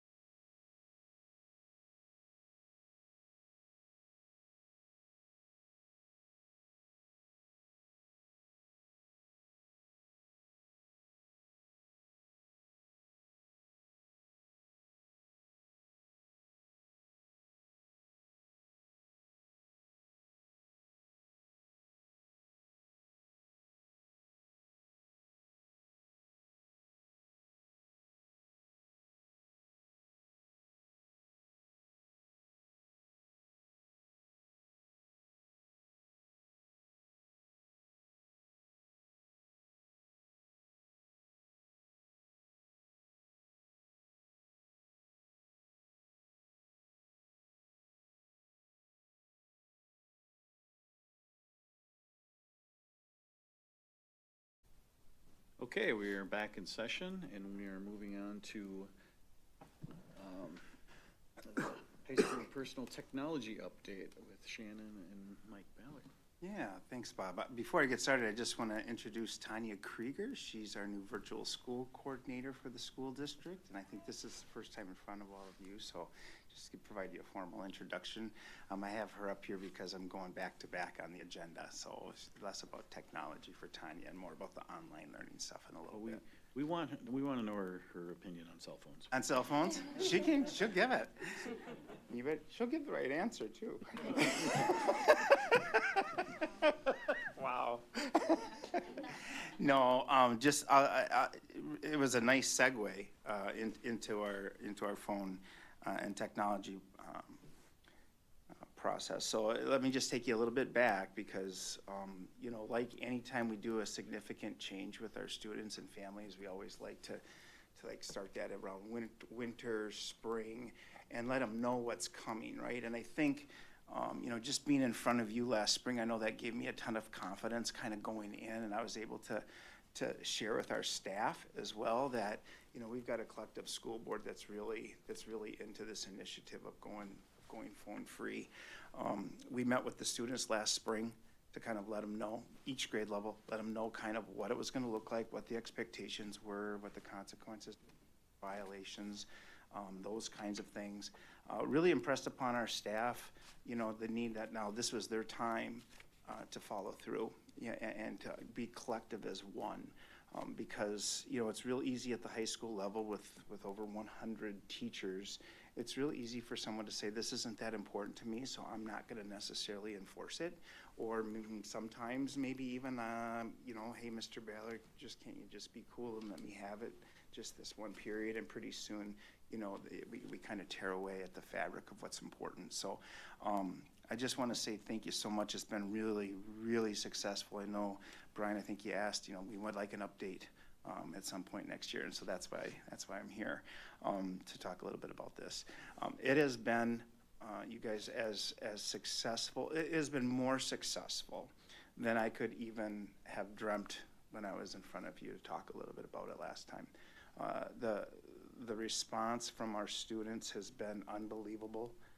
We have great kids at Hudson High School. And I know you know that, I'm sure everybody talks like that, but I am not kidding you when I say our students are incredible. And that's obviously a huge tribute to their parents, right? Like, we have great parenting taking place to have this level of respect that comes from our kids all the time. We just had prom last night now I'm taking a left, but we had prom last Saturday night on the boat, and the kids are coming off, and they're just, everybody is thank you to all of the workers and the volunteers, and if you could just hear it, you would just get chills. So, you know, I almost view our success with our technology policy is really just almost like a link in the chain. And I think of you guys as kind of at the top, because without your support for the administration to carry it out, it becomes very, very difficult, right? But then our teachers have been fully on board. And not just our teachers, but quite honestly, our entire staff, our EAs, our food service, our campus monitors, everyone is got an oar in the water, and they're all rowing in the same direction. So, Tim, if you want to go to the next slide. I'm just going to kind of, in terms of your update, just going to kind of go over three brief things. This won't be real long, but I'm just going to show you a little bit of infraction data for you, and then I'm going to talk a little bit about some things I think how student behavior has been impacted a little bit, and then we've got some survey results and teacher reflection to share with you. So you can go to the next one. Keep in mind, we have 1,700 students in our school. And if you have high school students of your own, you know that phones play an important role in almost all of their lives, right? And so the notion that out of our 1,700 students, we've only had 313 infractions at all, tech violations, infractions, is, I would have never guessed the number would have been that low. Not in my wildest dreams. I know 313 sounds like a big number by itself, but when you think about 1,700 students, four 5 periods a day. That is just super, super impressive. And I think it gets even more impressive as we go along. I just wanted to note for you, and maybe it's a reminder, you know, when we put the infraction list together and kind of what was going to transpire, the first time a student was found to have broken our tech policy, we kind of said, listen, you can take a detention if that's what it needs to correct your behavior, or you can participate in our digital reset procedures that our deans came up with. And that is essentially watching a series of two series of videos and then reflecting upon the videos, both their message and their own use, basically doing that 2 different times. And if they did that, then we didn't even put it into Skyward, right? We just kept that as, we'll chart it and you learn, hopefully you learn from it. And I didn't know what to expect with our kids, but I'll tell you, I actually received an email from one of our kids, actually from one of the students' teachers, where they drew some correlation from what they were learning in class in history about the digital reset and the impact it had on them. So it was really cool. So 271 of our students chose that as the option out of the 331. Tim, you can go to the next slide. And then I put on there for you on the left-hand side, you know, of those 313, only 59 had a second violation. And then when you start getting down to multiple violations, folks, that's just an unbelievable success story. And I will share with you, I don't know that you can, I don't know if you could talk to an adult in our building right now that doesn't think it has absolutely positively impacted their instruction, their ability to teach. Early on in September and October, I was trying to take the temperature just informally with some of our upperclassmen in particular to say, how is it going? And so many times students would say, I didn't think it was going to be this easy.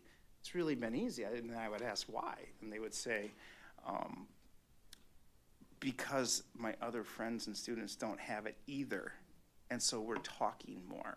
So just as a reminder for all of you, we allow it before school, during lunch, after school. And then we also allow it during our transition periods, which are typically 7 to 9 minutes in between classes. And it's just been, the students, they don't even, they ask now, like when we meet as a grade level, I just met with our seniors last Thursday or Friday during advisory. And they just report to advisory, drop their phone in their pocket and come on down to advisory, and then they go get it and leave. It is just so automatic right now for them. But I did thank them because they're an important part of that chain that proverbial chain that I mentioned about how it kind of takes everyone. You can't have a weak spot in it. And our senior leaders did a really nice job of embracing it. So it's been a huge success. You can go to the next slide, Tim. There's some of the testimonials for you to kind of look through or read over, but certainly the level of engagement and students talking with one another. And this is just anecdotally, but I will even share with you that if you go to our lunchroom right now, there are fewer kids on their phones in our lunch period now than there were when they were allowed, I don't want to say they were ever allowed to have them, but when they were using them far more frequently. There is so much more conversation in our building. It's unbelievable. So thanks so much to all of you for supporting it. I didn't ever feel the need to come back and go help me. Our staff bought in, and like I said, we have great kids. Mr. President? Yes, Megan. I love this so much. I mean, only 59 kids had more than one. That is unbelievable. Unbelievable. I could have 59 violations of rules in my house one day with 2 children. So like this is just amazing. I'm so thankful for the work that's been put in, and I think you're right. There's such amazing students at our school, and like the lessons learned from this, and thinking about the mental health spoken about earlier. Like, I think we all know it's not good for us to be sitting there looking at endless scrolling of stuff, but then when you make yourself take a break, the impact that has. So I am so thankful to everyone working at the high school, all our kids, all their parents. This is wonderful. I don't know if this is true, but I heard a rumor that that there's actually spitballs and paper footballs being kicked around in gym. They're having tournaments. You and know, like, haven't seen- Bob, I don't know if that's entirely true yet. Maybe if it hasn't reached me, but I will say, kids are back to being kids again. I mean, they really are being kids again, and I embrace it. There's not a lot of spitballs. I don't know where you got that one from, but I mean, it's okay. I'm okay with the difference. I don't know. It's like music to my ears when the teacher has to say, "Okay, now quiet down, quiet down." Like, oh, really? Like they want to talk with one another? There's something pretty special and humane about that again. So, I just have a ton of gratitude to the staff and our families that have gotten behind it. So it's been great. You know, the executive director talked a little bit about the push and pull, right? Like we have younger people who are not old enough to vote, and we have to make, ultimately as adults, we have to make the right decisions sometimes for them. There's also a push and pull even within the BRC, our Big River Conference. So we hosted, I think I shared with you, we're gonna host the high school principal meeting here a couple of months ago, and there was actually a couple of principals that wanted to kind of team up and go build, you know, like conference-wide, let's go to just no phones whatsoever. And I was a vocal opponent to it because I just said, you know, our kids, they bought into responsible use. You know, when we met with each of the grade levels, we talked about, hey, you know, we have some neighbors to the west who tried this and it didn't work. And so now this year, they're implementing zero use. Let's not do that. I'm not a believer in that. I don't know of too many people that are not a believer in responsible use. So let's make responsible use work so we don't have to go to that such extreme alternative. And our kids they bought it. I mean, they have bought it. Our leaders bought it. Everyone has. I mean, it's just automatic in our building right now. If you came to our school, any class period, you just walk in, they just go right in and they just put them in that pocket. They don't hover around it at the end of the period. It's beautiful to watch. Eric? Mr. President, I want to thank you so much for taking the lead on this. It is such an important process, and you have done an amazing job. I have firsthand witnessed this. Yeah. It is awesome. Yeah. The happiness throughout the hallways, the conversations going back and forth, it is a night and day difference from 4 years ago walking into that school. I'm talking about the high school just to be specific. And I'm super proud of the staff for sticking to this, even though it was going to be a tough transition for some of them. They did a great job. And I have heard, not spitballs, I have heard hacky sack has returned. Hacky sack's and back. And they were enjoying that. It is back. It and is they were back. enjoying that on the prom boat as Yes, well. they I were. heard. And I love that because these kids, they're craving that one-on-one connection, and the workforce, more than anything, needs this to happen in high school for successful employment later on. So, bravo. Yeah, it's been Excellent great. job. Thank you. Thanks. Anyone else? Through all of that. What was your strategy on communicating with parents? Because very often I hear that parents are some of those that, you know, they worry about school violence or something like that, and they want to be constant children if something happens. Yeah, I can speak to both of those. You know, what I found with our parents, and I don't think they're different than many across the state in this respect, is parents want to know the why.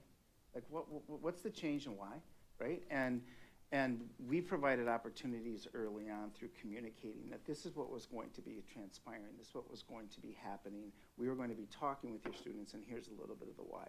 We had a couple people reach out to me with regards to school safety, but I can quickly bring them down to the SRO, and Officer Traeger would inform you that the worst thing that could happen in the event of something catastrophic or significant with regards to someone entering our building in an unsafe way would be for all of our students to take down communications by being on their cell phones.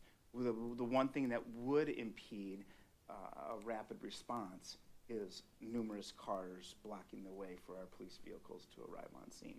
That would become problematic. All of our teachers have phones in their rooms. They are allowed to carry their devices on their person. So that was, you know, did I have a couple of conversations? Yes. But when we were able to kind of talk through the why, you know, all of our parents, even if they disagreed, they were okay with it, right? We might philosophically disagree, but we made this move because educationally, we really felt it was best. Mhm. Okay. All right. Thank you very much. Thank you. Yeah, And you're welcome. since you're still at the table. next Yeah, topic. so we'll just transition right into some, you know, whenever we have a major shift or anything that's kind of major, we feel like we need to get in front of you in terms of our handbook. We want to bring those addendum information to you. And we're going to be making a shift with regards to our online learning guidelines. So a little bit of history here for you as well. In 2020, we saw a significant update or uptick in the number of students that were participating in our online options. And over that time, we've had several experiences and quite honestly trial with some different models, even within what we were doing. But ultimately, we started talking with Shannon early on. You know, we were having these same conversations with Dave and Sarah before Shannon and Tanya onboarded. But, you know, at the end of the day, we believe that in-person learning is the most effective and efficient way for students to learn. And so we're formalizing that online learning at Hudson is going to be more limited and structured support, and it's suitable for in-person instruction. So students can still access it, but you know, if they demonstrate some significant readiness, grades, those kinds of things. But we're gonna, and so kind of like with our phones, you know, we want to communicate this early. We want to communicate it to our families, and we want to give them a little bit of time to adjust. And so we've kind of got a transition transition plan for that to occur, so that by 27, 28, we'll return to a fully in-person model. That doesn't mean that students won't be taking online courses, but they'll be with us for the time that they're taking courses under our care. And that way also we're able to better support them. You can go to the next one. So kind of the why. Why are some of these changes being made? Well, and there's no one single one, okay? So just keep in mind, again, kind of that ebb and pull that the executive director talked about. First of all, we're finding hybrid and fully virtual students are honestly, in terms of academically, on the whole, being less successful than their peers. It also has a tremendous impact on our schedule. So when we have students that are on what we would refer to as the term release, that means that you're allowed to leave our building or not be in our building. All of those have to be individually scheduled. Okay, so the schedule requirement, that can be a heavy lift. It also then impacts when they are with us, when they are able to take classes, right? And we're trying to keep minimums and maximums, classroom minimums and maximums, so that you don't get calls saying there's 39 kids in my child's class. We want to keep that balanced. And then also just the duplicative costs of staffing. We had students that were taking courses that we offered in person, but we were paying extra money for them to take said courses. And so the impact on the schedule is very significant. Once again, kind of like I had mentioned with that BRC principals meeting, this was a topic that I had brought up for conversation as well because of just some of these challenges that we're faced with. And a couple of the principals were like, oh, we were kind of there once. We were there once where you are. And it just got to be too much of a heavy lift. So we put some data together from both our conference folks as well as some neighboring districts. And really, again, not that you can't find one or two or three schools out of the 11 or 11, I think, that we heard back from. Does that sound right? 11. But by and large, many of them came to some similar conclusions. And then finally, something that's important to all of us, and you talked about it for an hour and a half tonight, costs. Cost to support the various models, they just continue to rise. And quite honestly, we're under the belief that it's unsustainable. So you can go to the next slide there, Tim. So of the students who received a failing grade in our virtual programs this year, which is not a ton, but of those, 72% were either hybrid or virtual. Do you know what I mean by hybrid? When we talk about hybrid, we're on an A-B day at the high school. So we have some students that don't come on A day, but they come on B day or vice versa. So they're not even with us every other day. So that's what we mean by hybrid. One goal of the changes that we're making is just to simply see what we can do to reduce the number of failures. And I feel like if they're with us, if they're in our care, then we can have access to them to help them be more successful, to help them with the monitoring and the tracking, which Tanya does an amazing job with. I have to give her props. She can tell me right where they're tracking by week, what percentage of the work that they have completed and what their current grade is with all of her students. So she does an amazing job with that. We have a lot of other data that we didn't bring out in front of you tonight necessarily that just indicates that students are spending substantially fewer hours in the online courses than what is typically necessary to complete the coursework. And so how do we know that, or where do we get that? Well, every time a student logs on, there's a record of it. Okay, so so Tanya can look up a student and say, you know, this particular student has logged in X number of times. Here's how many minutes they logged in each time. And here's a composite of the total number of hours that they've spent on the class, typically being a semester class. Go to the next slide, Tim. With regards to our release, and this gets me a little bit nervous, but I just want you to be aware, you know, that's the number of students that are released by period. Some of that is a little bit skewed, admittedly, because if a student isn't here for an entire A day, then they're going to count for all first, third, fourth, and fifth period, right? So that's a little bit of hard, but that's essentially the number of students that potentially could come and go. That's just an overview of that. Tim, you can go to the next one. Again, the impact on the schedule, so I'm kind of going back to the overview. We have over 300 students that are participating in some format. And so here's kind of that equity component that we're trying to weigh in as we kind of do that pro, con, plus, minus. Those 300 students essentially have their own schedules independently scheduled for them with a counselor. Because if you're on release and you need an A day or a B day off, then someone has to sit with you and schedule the other day. Or if you're a student that is really needs a particular period off, then they're going to want it to make sense, which is natural. That's what I would too.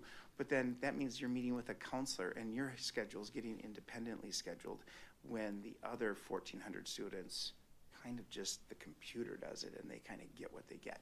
So there's not a lot of equity there. We don't offer custom schedules to our other full-time students. Tim, you go to the next one. So we put some data together for you from our BRC and neighboring districts. The specific schools are down in the bottom in blue font. And essentially you'll see that all of the districts offer some form of online learning. There is one other district that we're aware of that offers some semblance of hybrid. And then we have 7 and 8 students with respect to the other two questions there that you can take a look at. And then Tim, you can go to the next one. This speaks to the costs a little bit. You'll notice even without it being in this format, it's actually kind of nice. So in 2020, you can see we had a tremendous bump, right? We're coming out of COVID. Students are doing some online learning. I think our teachers, most teachers, students, and families coming out of COVID were very, very frustrated with the online model and wanted to get back to working with one another and engaging in some of that social conversation that we were just talking about with relations to phones. But even since that time, so we were kind of hanging in that world, and things were going pretty good. And then pretty soon, if we're going to be entirely honest, release became an easier thing to kind of get, and it became a thing that became attractive. And if I were a high school student, I was a junior, and I could get out of school and take care of an online class, I don't blame the kids, okay? That's not what I'm doing. I'm not blaming even the parents for wanting those things for their kids. I'm just suggesting that we made it really attractive. And so now we went from 580 in 2020 to 1,240 and over $300,000 in expenditures. So that's part of the impetus and that part of this whole puzzle as to why we're moving in the direction we're moving. Go ahead, Tim, go to the next one. So that's it in graph form for you. You can go to the next one too, Tim. So overall, just the transition, and this is the stuff that's going to be going out to parents. We're going to be talking with the kids about it. In fact, I just talked with the freshmen about it. Was that this morning? Mm-hmm. This morning. So we'll be talking to the students about the plan. But basically, next year being a transition year, the one thing that we did kind of safeguard up front for your knowledge is if students wanted to take a course that a core course that we offered at our high school, we said, no, we need you to make that one in person. If you want to take an online course, find another one, but we want you to fill our online courses first, or our in-person courses first. And then in 27-28, we'll look at no hybrid schedules or release. I really think that that's going to be the inherent mechanism to drive the demand a little bit down for only kids who really want it. We want to support that. I just want to be really clear. Like, I want to be able to support online learning. I think it's incredible opportunity for a lot of our kids. You know, I don't know how about your experiences, but if in hindsight, if I could have went through high school again, and ASL was offered, I would have loved that. Like, I've forgotten a lot of the Spanish that I learned, but I think ASL would have been cool. So we have kids that take that. It's a very high demand course for us. So really kind of neat. So it's not that I'm opposed to it. I think we just have to kind of bring things together and put kids in a position where we can support them. So students will be expected to be full-time. Core graduation and course offers offered at the high school must be completed in person. So that is specifically, I think, going to be related to freshman and sophomore years stuff. You know, English, we can be somewhat flexible with that with some of our English credits after English 11, which is their first semester of their junior year. We can kind of work with them on some of those things. But like English is also an example where we know that the 9th grade online course is called English Honors, and that honors word just grabs people.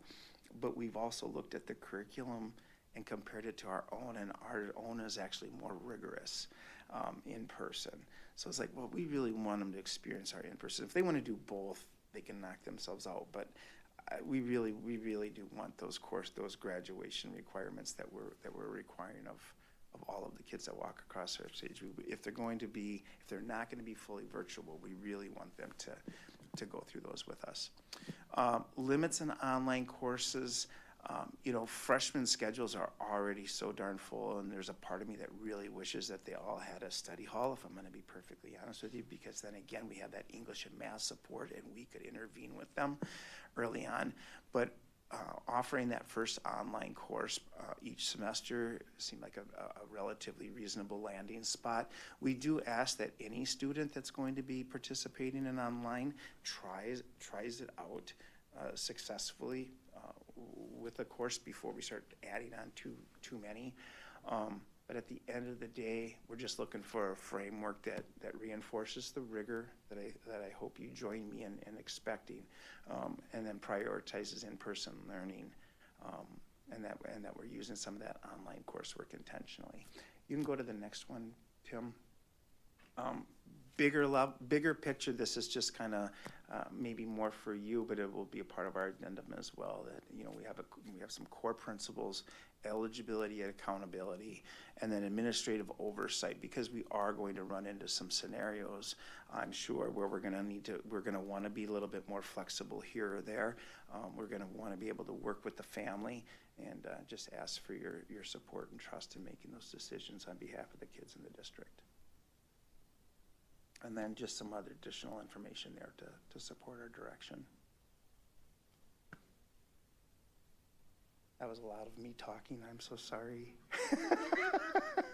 Tanya, did Mike miss anything that we should Did I know? miss anything, Tanya?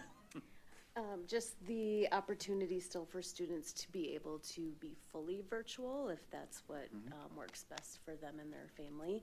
And that is supported through our Hudson Virtual Charter School. Yeah, and that group does a lot of really good work. We want to support that if that's how students learn best or that's what's best for their family. We're just, right now, we have kind of a foot in both pools with the hybrid. And it has just been, it's been difficult for, I think, most involved oftentimes.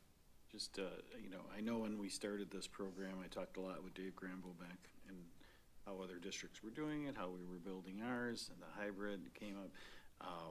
I think originally it was like, well, many kids learn differently, obviously, and some will totally excel in total virtual or hybrid or whatever. You know, some of the numbers are troubling that we see there, and then you see some of the graphs where what the other schools, what they're doing. And so, obviously, many districts are kind of taking a second look at this. And while I hate to, you know, I'd like to encourage flexibility in how we deliver education. I'm sure there are some great stories for that. It works awesome for the hybrid for certain learners. There are many really good stories out there of how it's worked for them, so particularly when they're in person and they're taking 1 or 2 online courses. Oh my goodness, yeah, there's a ton. So that's just my basic. Mr. President? Yes. Oh, I think this is, you know, the increase in cost is one, you know, and I really think it's a great move to make sure that students are taking the core courses that are already offered, required for graduation. Why are we gonna pay for them elsewhere, or pay for it twice? And I also, to me, this kind of dovetails with the phone policy, you know, like there's that in-person, there's being with people. For students who are fully online, totally get it, but I would have taken as much early release as I could get as a kid. Would I have done as much homework? No. So I'm really excited about how this is being done. To me, you know, it's not as stringent as the college courses, which makes sense, and it gives people a chance to take courses that the high school can't afford to offer, but it's making sure kids are at our schools during the school day unless they're fully online, and I really am happy to see this.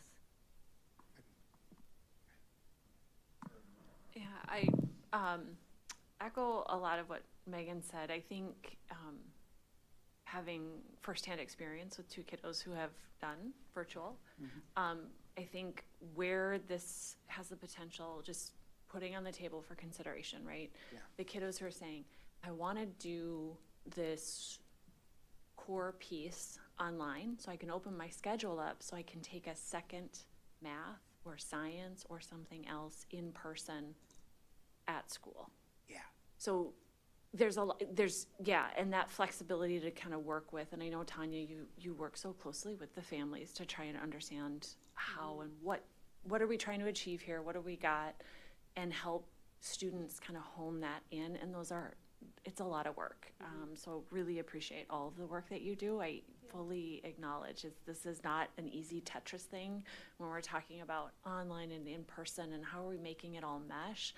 I love the idea of kids being in person. I think it is so critical, and even, you know, it just gives them that support of having those connections and the teachers there. And our teachers are pretty darn amazing and work really hard to create some pretty amazing class opportunities.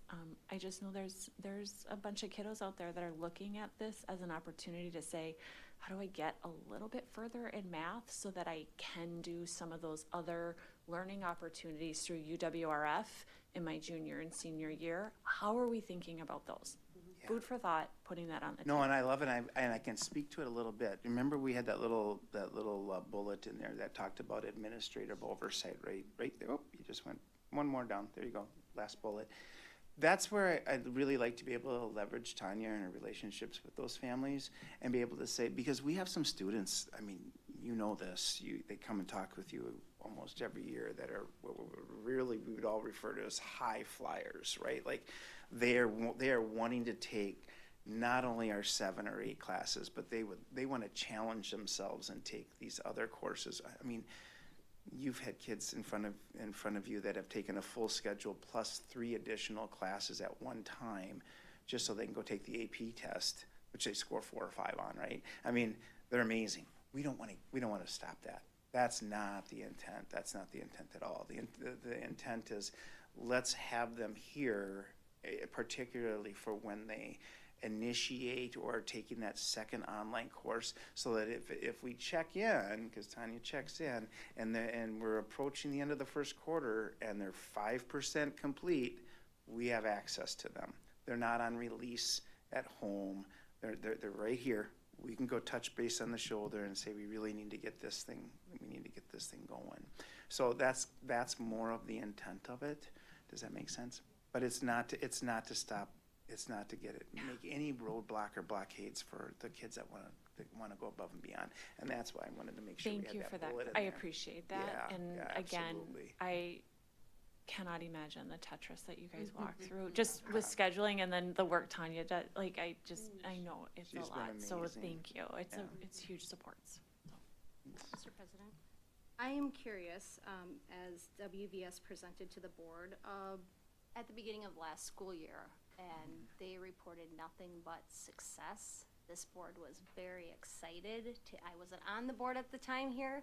I was actually on the WVS board at the time, and it was unanimous success, and everything was great, and it appeared to be very well supported, and it also seemed that it was budgeted for. So my question is, what changed in less than a year? Yeah. Are you talking about from the board's perspective or mine? In general, what changed in a year that this number is $300,000?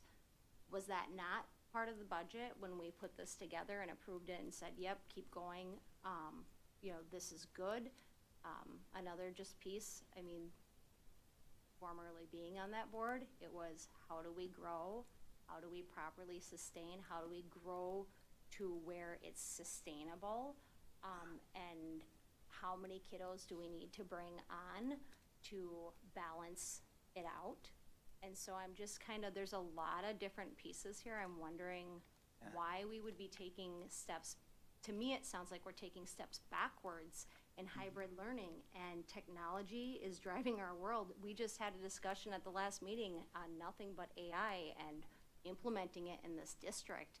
And I'm very shocked to hear that we would be removing a hybrid option when this has grown 50% nationwide for being part of regular curriculum. And I think it's a mistake, to be quite frank. Well, I think we're Can I talking just about, chime in it's the real- difference between the charter school. Yeah. That's the charter That's what I school. think, yeah. The charter school, the WVS charter school, we did budget for that. And right now, we have 8 full-time students, and those are open enrolled students. So we did budget for those 8 open enrolled students. This is a separate budget. It's separate. The high school students that are taking these courses is separate from the charter school. And it's not WVS. WVS is Wisconsin Virtual School. It is the Hudson Virtual Charter School. So I just don't want people to get confused Two and watching. different entities, yep. Yeah, the Hudson Virtual School is the curriculum in which we purchase, the system in which we purchase. And people have to understand, the Hudson Virtual Charter School Board oversees the Hudson Virtual Charter School. They don't oversee this part of the system. Students that are Hudson School District, or Hudson High School students that happen to be taking virtual classes through the system. So, Right. and I think that's the biggest piece, and as we talked about this,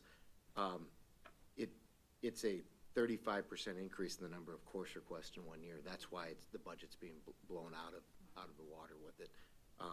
We didn't have those kind of increases going into this year. And I think the other piece is we are already budgeting and paying to have staff teach these classes. And so I think that's the biggest piece. It is trying to find that balance and in what we want to do with this. But I think,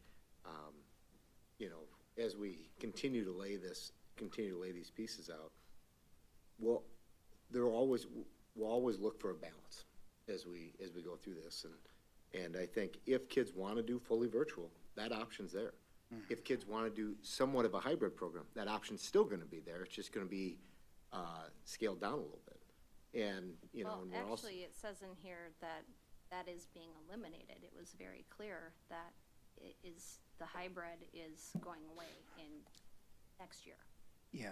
Well, I mean, they can That's take a my virtual concern. course. I mean, they can take a virtual course. They just can't come every other day to school or things like that. But they could still take virtual courses and in-person courses. Just, they wouldn't Just be. let me speak to that too a little bit, if you don't mind.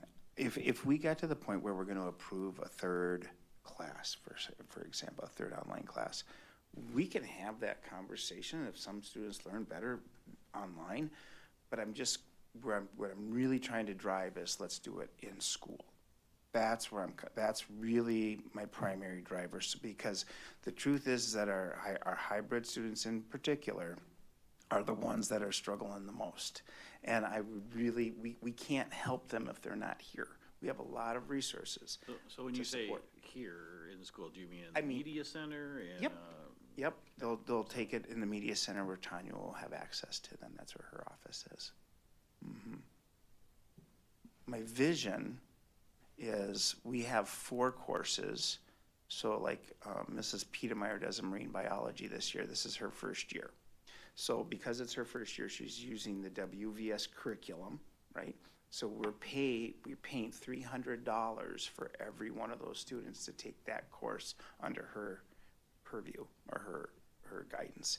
Next year, she'll provide the curriculum herself, so that cost will go down to $100 per person. My vision is for us to be able to have those students go take it and report to her. Might be in the LGI, we might have 50 kids, I don't know what we'll have, but we'll figure it out. But have them be with her. They can still work on their online stuff, they can work on other classes. That independence will not go away. But the resource to ask questions in the event that you have troubles, or for her to be able to monitor their progress and help them learn how to be an online student, will be there. And it's not now. It's not right now. And that's a concern.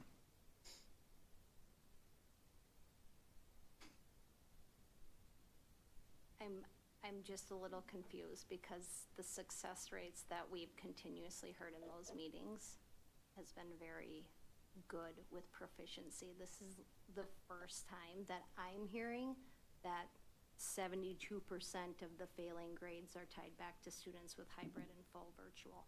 It just, something isn't adding up, and of those 72%, are we talking about the 12 students that were enrolled in the charter program, or are we talking about 72% of the failing grades in the hybrid portion?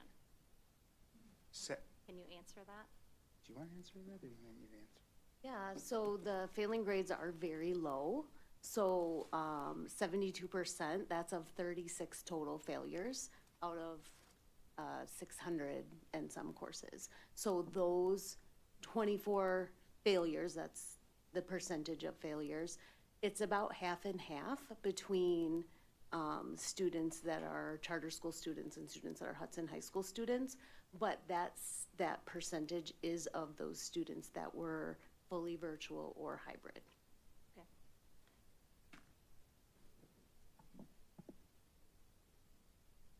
Anybody else have any thoughts? Okay. Nick, do you have anything more with this? No, we just, as we continue to kind of make adjustments in how we operate, at the high school, we want to create options for kids. We also want to have guide rails. We've heard loud and clear from the board, especially with the AI discussion, that guardrails are very important.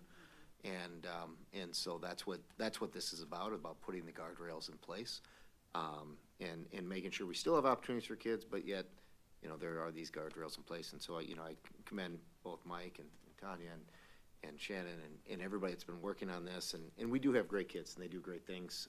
And we're very fortunate to have these things. And so, looking forward to continuing to make adjustments and tweaks as we roll through it. So just wanted to make sure the board was kind of up to date as the direction as we're moving administratively. So appreciate it. Thank you. So does anybody else think they need any more information from Tanya or It's Mike. Mike? Thank you. About this, because I think I understand it, but there's a lot of moving parts to this, and I just want to I understand what I'm seeing here. But, you know, I too, like, the full virtual versus I'm trying to gather where these higher failure rates, you know, if we can pinpoint it, is it right to that? Or is it right to, you know, I mean, I used to schedule 7th and 8th off, and we had an open campus when I was in high school, and I left school and I went either right to football or right to, you know, the Red Owl to work till 10 o'clock.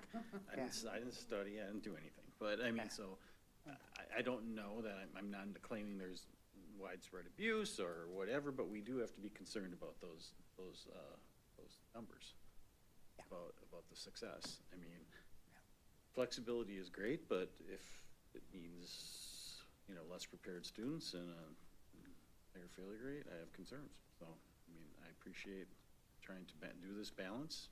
Yeah. Yes, I, you know. Mr. President? Yes, Aaron. I'm wondering, is there a way that with, you know, for example, charter schools in general are held to a higher proficiency level standard? I'm wondering if WVS, or I'm sorry, the charter school has that on it already, number one. And number two, if that's something you could implement for hybrid or anybody taking additional online classes, that they have to meet a certain proficiency level in order to participate in it. Example, a C- or above, to make it worth, so you know that they're doing the work and they're putting that effort forth, and giving them incentive to continue and to strive in the program.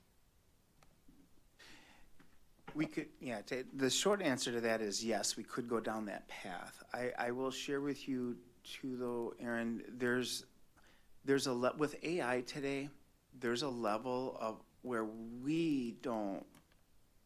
I mean, for any of us to sit and guess what is happening, both in person and online, we run into some challenges, right? And so, you know, by way of example, just in the last week or so, Tanya and I were talking, and there was a particular student that's a senior that we're trying to get across the finish line to graduation so they can walk, okay? We just learned that they completed their online semester English class by logging in 5 times for an aggregate total of under 6 hours and passed the class. Now, by way of example, if they go in person over the course of the semester, they're going to be with us for over 60 hours, roughly 66 hours. This student was not a really strong academic student, completed the course in under 6 hours. Now, neither one of us want to start laying claims or being in that position, but because they're not with us and we're not tracking them and talking to them and seeing and talking about what it is that they're pulling away, it's very, very difficult, right? And so that is kind of becomes the challenge, I think, for both Tanya and me. I do know that anecdotally, when I talk to seniors, when I talk to people who have graduated, they'll be like, "Oh, Mr. Ballard, you know, online was pretty easy. You know, that was, if you wanted it to be easy, you could make it easy." Well, there's a little bit of give and take with that, right? Kind of like the executive director talked about. There's a little bit of give and take. Like, does it bother you? I don't know, but when it comes to students taking half their courses and not being with me, now it bothers me. I'm worried a little bit about academic integrity. They all walk across the stage and receive a Hudson diploma. That means a lot to me. So I want there to be a bar, you know, and so I hear what you're saying. I just think that if we don't have them with us, I think it really is hard. Not to mention then all of those other layers, right? Like, now they're going to need to meet with their counselor, so then it's going to bind the schedule more. Where if all of them are always with us, we can have everybody just scheduled. The computer can schedule everyone, and whenever they end up up in the media center or wherever they end up in that class, it kind of takes care of it. How do you prevent them from doing that in the charter school then, when they are fully virtual? I mean, there's no guardrails We at do all? not have guardrails right now. I mean, that is just the honest Are those truth. going to be something that will be implemented next? I mean, how do you even do that? I don't know that there's a We might have to tool out do there. in-person testing. I mean, this is some of the things that's happened where It's a good we've required them suggestion. to Yeah, that is come a in good and take suggestion. in-person testing if they want to be part of our virtual program. It's a great idea. So, Great idea. Mr. President, can I make a suggestion? This is a it feels like it's growing into more of a substantive conversation. I wonder if maybe there's an opportunity for Tanya to do, and Mr. Ballard to watch how things are unfolding and come back to us, you know, partway through the new school year and talk about how things are going. Tanya, you're new to your role. Give you a little bit more time to kind of dive into the data, understand what's going on, and kind of help us better distinguish between what's going on with the new things that you're having versus what's going on maybe with Hudson Charter Virtual School. And Nick, I wonder if we could have a presentation from you helping, because new to the board, I'm not quite sure what our role is in supporting the Hudson Virtual Academy and that board and what's going on there. And I think there's been some discussion about standards. And so my interest is perked, and I would love for you to present on what those standards are in regards to the charter school versus Hudson High School, so we can all understand. You bet. Thank you. It's a great idea, Maria, and I would even double down, and I would say, you know, maybe we meet this time next year, but you remember, next year's gonna be pretty similar to this year. Maybe we need to do it back to back, you know, where we come back the year after we've done it and say, now, how did that go as well as we had hoped? What are some of the results that we have, and do we still have some students that we don't feel strongly about, or do we feel like we're on the right track? Because no one's doing this to hurt kids or families, right? This is just about trying to hold a semblance of rigor and expectations and support. At the end of the day, support. Like, we can't help those that aren't with us to help. Very good. Thank Thanks, you. everybody. Great discussion. Yeah, Good questions. appreciate it. Have a good night. Yep. Thank you very much. Moving on to superintendent's reports. You bet. So I'll be brief on some of these. Just a reminder, graduation is coming up on Friday, May 22nd at 7 p.m. Tim will be sending you an email that'll have kind of specific information as far as where the board needs to be, where they park, all those different components, but just putting that out there so it's on your radar. Also want to hit on end of the year activities, the building celebrations of the two buildings that will be closing at the end of the year. I don't know, Tracy, if you want to touch on them? Sure. First, I'd like to thank the parents and the community members who have worked to put these two events together. So May 31st, starting at Willow River. Willow River, what the parents are planning there are more kind of guided tours, students helping with those, a little less formal than what Holton is having. Holton will have an actual program starting at 4 o'clock. Just different activities at both, but both planned by the parents and community members of those two school communities. So if people can come out, that would be great. Very good. If no one has any questions, then we can move to enrollment update. You bet.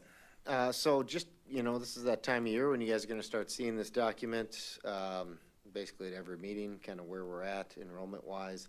So we have done our boundary exceptions. We have done our open, open enrollment from Willow and from Holton. So Willow and Holton that have already been, that were already open enrolled in, you know, we did place those students as well. So you can kind of see where our class sizes are sitting. You know, and this is a moving target. So this is about a week old. It's changing, you know, every day it changes. Some days it's up a couple kids, sometimes it's down.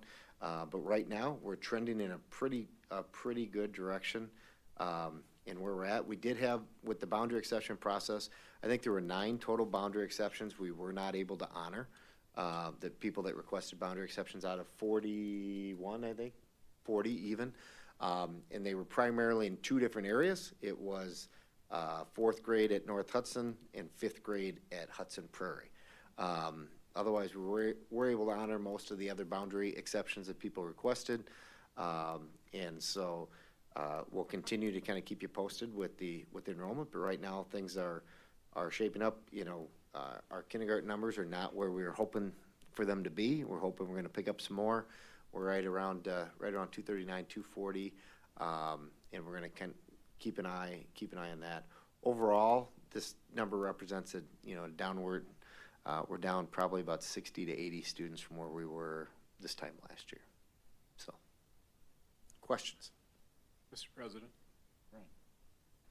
Nick, I was just, I went back to last May 27th enrollment update and looked at, kindergarten through fourth grade at that time. And so taking the kindergartners last year and comparing them to this year's first graders and so on through fifth grade. And looking at it, it looks like we're relatively flat first through fourth grade, up 7, down 5. But then fifth grade is a bit lower, 17 kids lower. But just frankly, so I'm just sort of trying to get at what's going on. It doesn't look like the current kids are going anywhere. But the kindergarten is 70 kids smaller than first grade next year. And I'm just, where are those kids? It's kind of shocking. 70 kids. Yeah, it's a huge number. And so for the longest time in Hudson, we had what was called net immigration. So we would start with classes, that might be in the, 300 at kindergarten. By the time they got to 12th grade, they'd be like we graduated last year, 468. And we just have not seen that immigration. And so, it's going to continue. It's going to continue to be a challenge for us. If this coming year's kindergarten class starts to become indicative of what our elementary class sizes are, or the number of students enrolling. We're currently built around 84 sections here. That would mean over the next probably 4 years, we would probably be built around closer to 72 sections at the elementary. Just to give you some level of perspective, 10 years ago, we were 117 sections. And if you look at our class size guidelines, we're keeping them within the class size guidelines. Typically this time of year, you'd see sometimes more green, sometimes some red in there and things like that. Yeah, it's really hard to know. We were anticipating being more like 290 in kindergarten, according to just birth rates and things along those lines. However, we also were somewhat concerned with even the 290 number, because when we looked at the 4K numbers in the last 3 or 4 years, what our our number of kids that we had in 4K and what that actually yielded for kindergartners was actually quite a bit less. And so this is aligning closer to what that's been. And our 4K numbers, I think, have been somewhat artificially high because we've had a pretty large number of open enrolled into 4K, and that has to do primarily with our, we have some of our private providers and things like that where they're already sending their kids to daycare, maybe at those providers, but they always were intending to have their child go to kindergarten in their home district, and so then they rescinded their 4K, or they currently were taking the system like at one of our parochial systems, and then as they come into kindergarten, they're no longer part of the public school system, so then they no longer are considered open enrolled in. But it's, we're not losing kids, they're just not new ones coming in, and so, we've talked about this for the last probably 5 years. People say, oh, well, it's what you guys are doing, and people are choosing, to take their kids out. Well, usually when people come here and they experience the Hudson School District, they like their experience. It's just, we're getting fewer kids coming into that system. What strikes me in this conversation is something I think the board's talked about, as we consider the really hard decision to do school closures, is we have a housing issue. If we're not getting that net migration in, that means the people that we have are choosing to stay here, but we're not getting new families. And it's a hard move to move within our district and find a house that families with young kids can afford. And people are choosing to age in their homes, which is fair and fine. But this is not an issue that the administration or this board can tackle.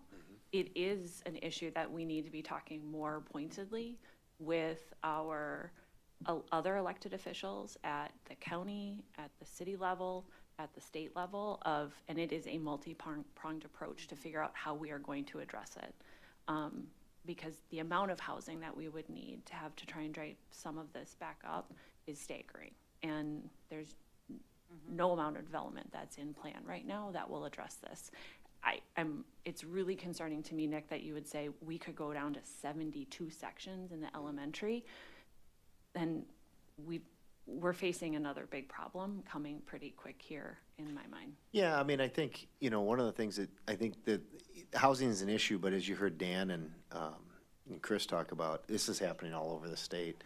I had conference superintendent meeting last week. I think every one of the districts in our conference is experiencing decline in enrollment, and they are far more affordable to live in those places than where we are.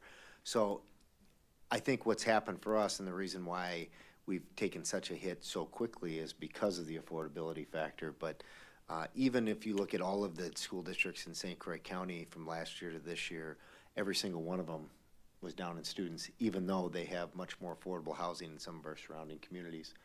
So I think, this is, it's going to be somewhat of the new normal. So even when we talked about, closing buildings, as we sit for next year, having space for all of our 4K programming and still having 6 empty classrooms with closing 2 buildings. And so if we did drop to 72 over the next 3 years, we'd have about 18 empty classrooms plus our 4K programming. And, one of the things we're doing with the 4K and the wrap care, we originally were planning on having 4K and wrap care in every single building, but what we're finding is we may not need wrap care in every single building, so we may have to bus some kids to consolidate because we may just not have enough kids to be able to offer it, people requiring it and things along those lines. And so it's just going to continue to be a little bit of a challenge for us. So, but that's kind of how we're sitting with enrollment, and we'll keep you posted. I mean, I believe we'll go up a little bit from here, but we're probably not going to go up more than, a handful.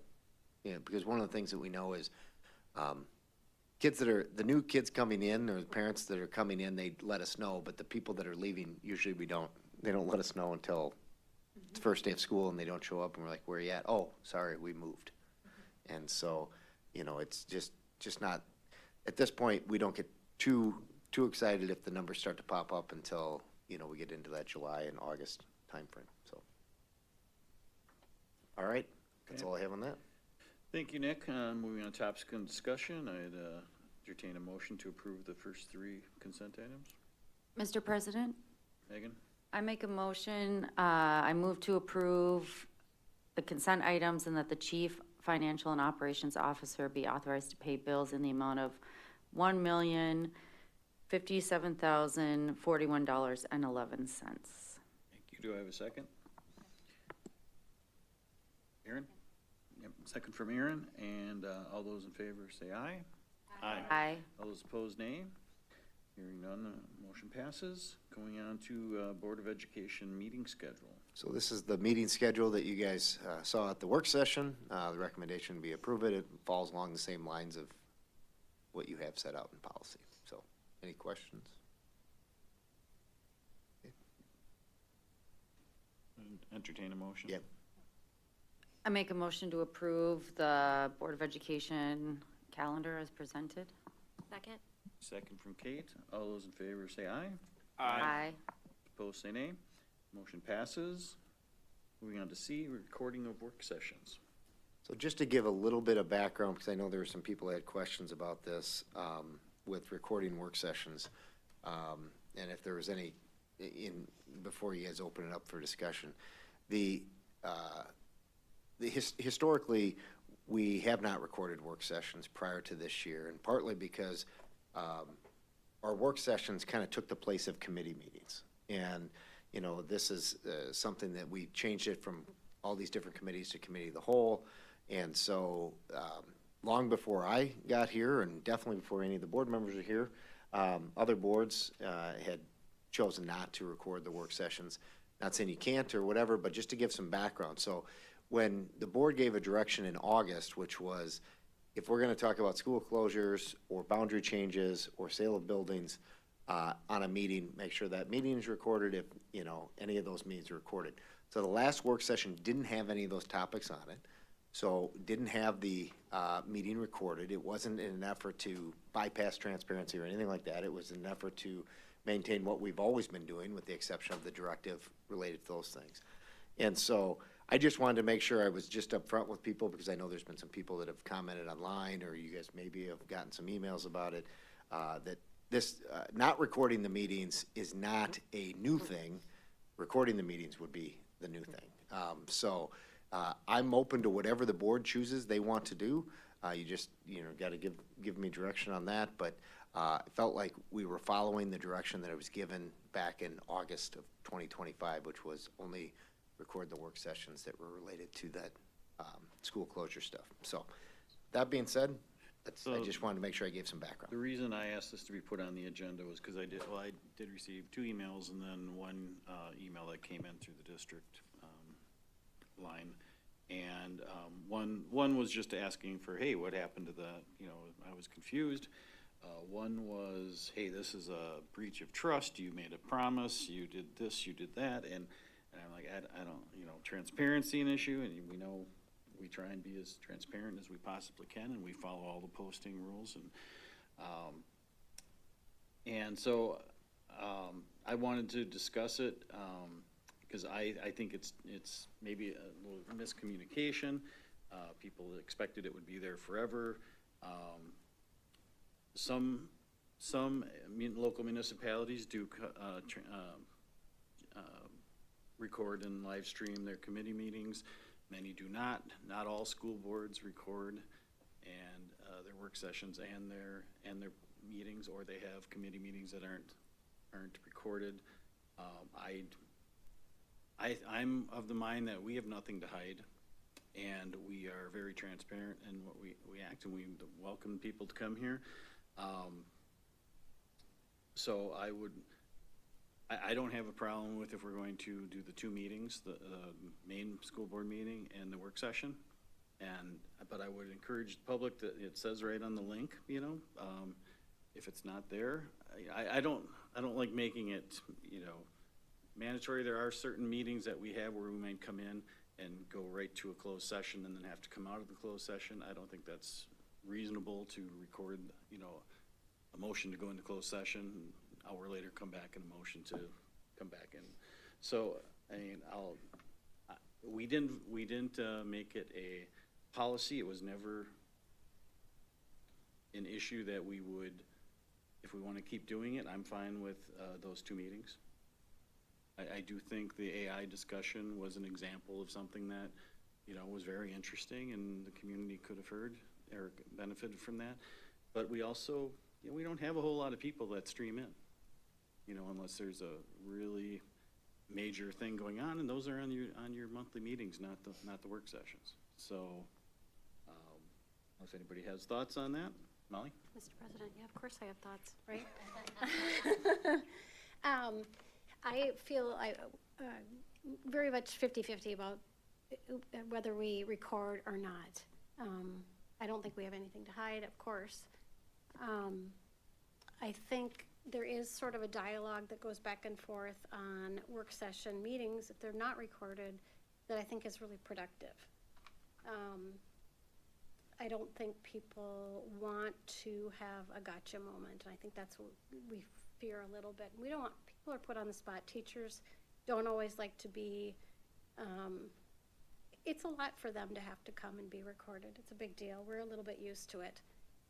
The other part I feel like is, this is totally fine. I'm absolutely, let's record everything of these, what we're able to, like you said, doesn't make sense for some. The other thing that it just strikes me, and this is a little bit of a scold, but I'm going to do it anyway, is that democracy requires effort. And if you want to participate in our school district and know what's going on, it will require effort. Whether you have to turn on your computer and watch something that is maybe kind of boring as we get to almost our third full hour here, not all of it's going to be exciting. The other thing is you may have to come in person to some things to actually, get something out of it. With that said, I totally understand people are busy. They have kids and lives, and, recording does give people the opportunity to listen to something when it fits their schedule, or listen to it in the car when they're driving to work, which I totally would do. So I think, yeah, let's go for it, record everything. It's fine with me. I think we're a delightful group. And entertaining, right? And Brian? entertaining, and we have a great staff and admin, so bring it on. Brian? Thanks, Molly. I think I generally am in the same place as you. I'm kind of agnostic on whether we record work sessions or not.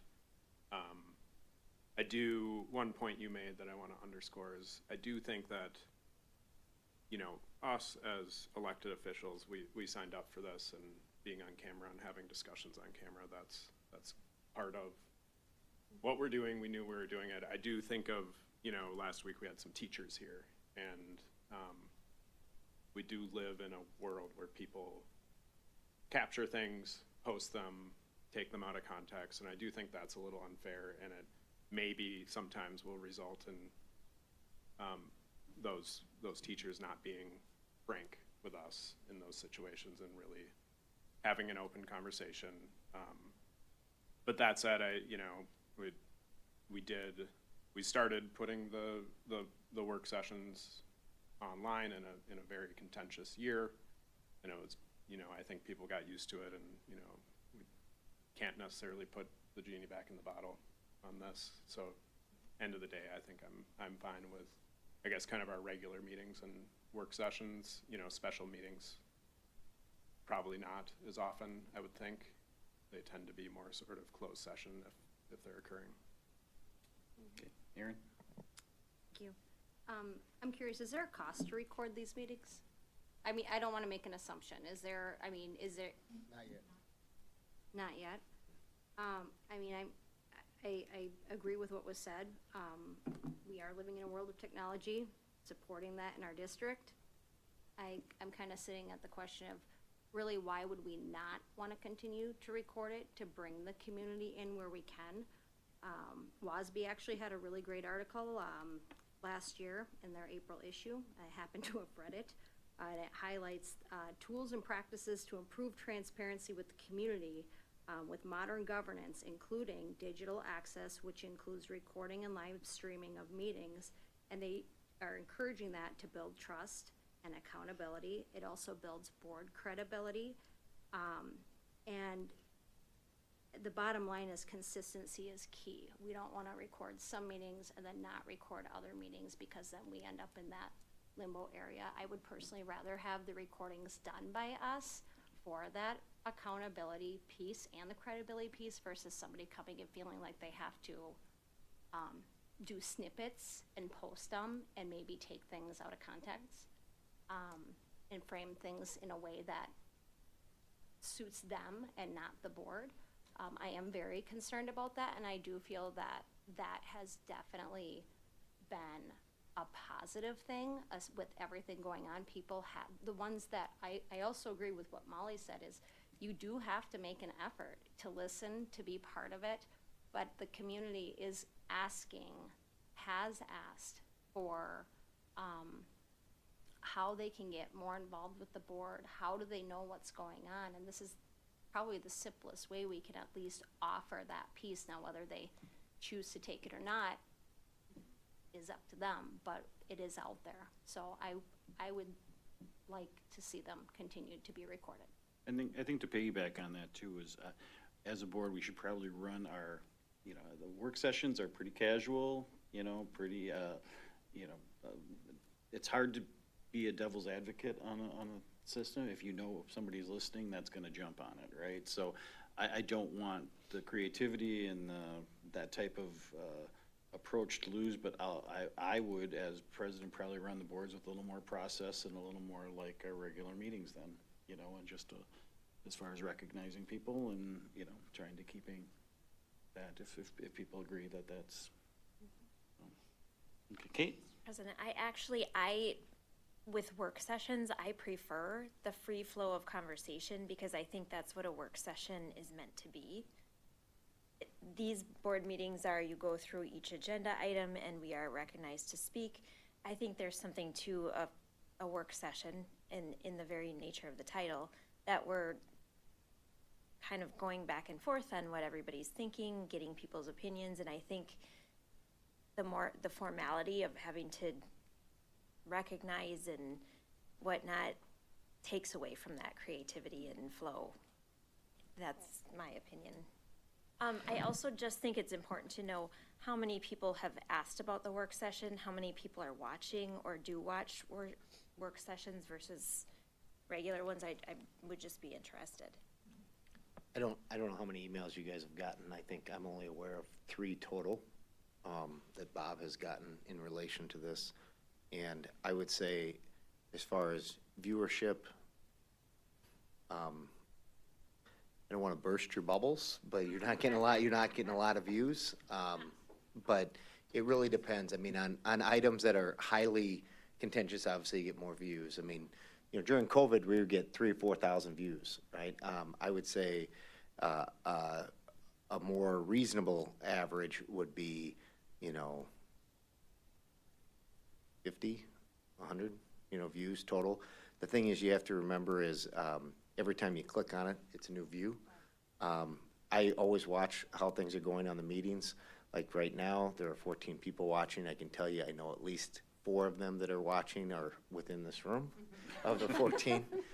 So, you know, it's, And how many yeah, well, and 0 in the audience here. So, but yeah, I mean, we don't have a specific stat.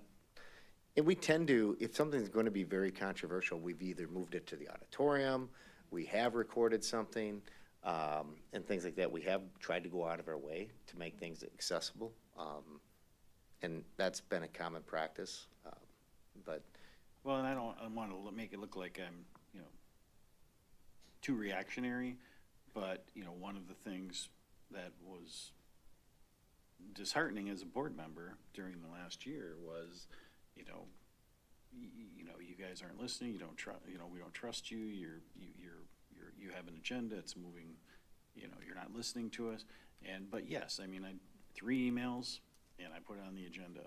And of those emails, or anybody else that, you know, commented or did any online about it, no one's here to speak on it. So, but I did feel it was important to bring it on. And you know what, I mean, I totally agree with Kate, you know, as far as not wanting to lose that. But I just worry that, you know, I mean, if going forward, I just want to make sure that you know, I don't even know how to word it. Sure. Help me out, Maria. Yeah, what I'm wondering here is, you know, walking into tonight about this, I was sitting in the agnostic camp. I was kind of like, I'm 50-50. You know, I know prior to being on the board, it took me a beat to realize what was happening, how the discussions were slightly different in working sessions, and being able to come, you know, that, yep, it took some logistics on my part with, you know, my kids were in elementary and husband who travels a lot. Yeah, it was a little bit of a Tetris game. So, but I think 2 things struck me in this conversation tonight that it making me lean a little bit one way. And that is, Brian, something you said about, you know, our teachers come a lot to the working sessions, and that's a big ask for them to come and present something that they're working on. And while we signed up for a very public role of having our words scrutinized, they're presenting on their work as professionals in this space to help us understand what they're doing. And I want to give that as much safety as possible for them to feel comfortable, to give us the candid, here's how I'm thinking about this and what's going on. And that doesn't preclude somebody from coming to the working sessions. Those are always open. And again, there was nobody at our working session last week, nobody here tonight to speak and during public comment. I received 0 emails. It sounds like maybe handful, onesie, twosies here or there across the board. And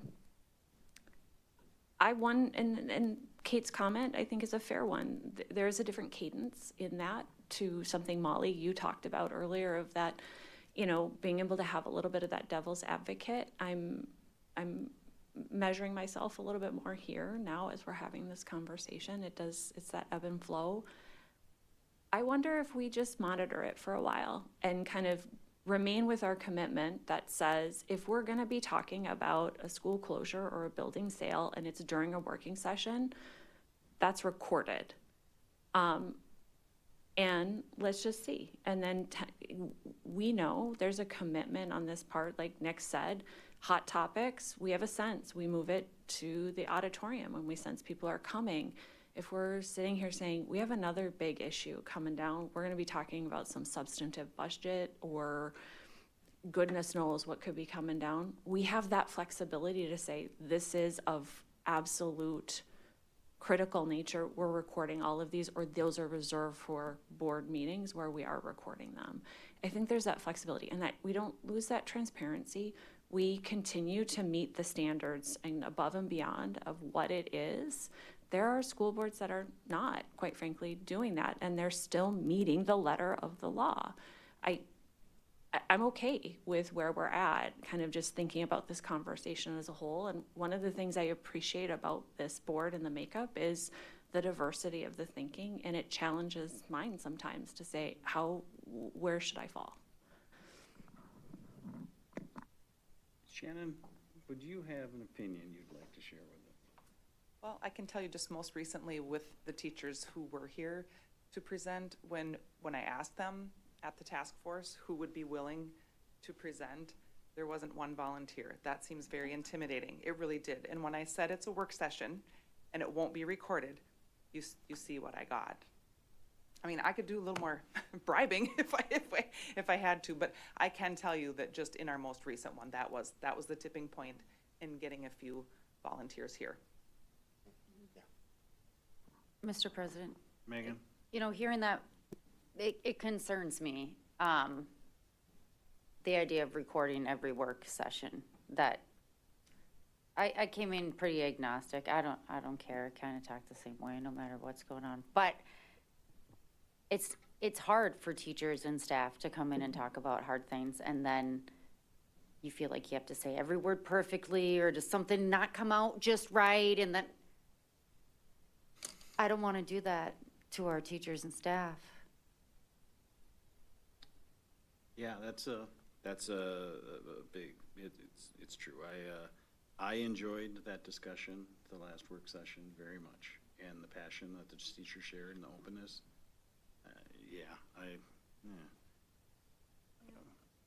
Aaron? I hear you that it's hard, but they're teaching our kids. And we're watching these kids come up and do incredible, amazing things. And it's probably because they have a great teacher that's behind them, and we heard them celebrating that. And I feel that we've done this pretty flawlessly for the last 6 months. I don't feel like, and maybe teachers are holding back, but I feel like we've had some really good sessions in here and conversations with teachers and presenters. And I think that it's important that for those, even if it is a handful of people that are watching it, that's a handful of people more than you had engaged than you would without. And I think it's important to continue that and not change the format of the work sessions. I agree with Kate on that, and I don't think we need to scrutinize and get tighter on that.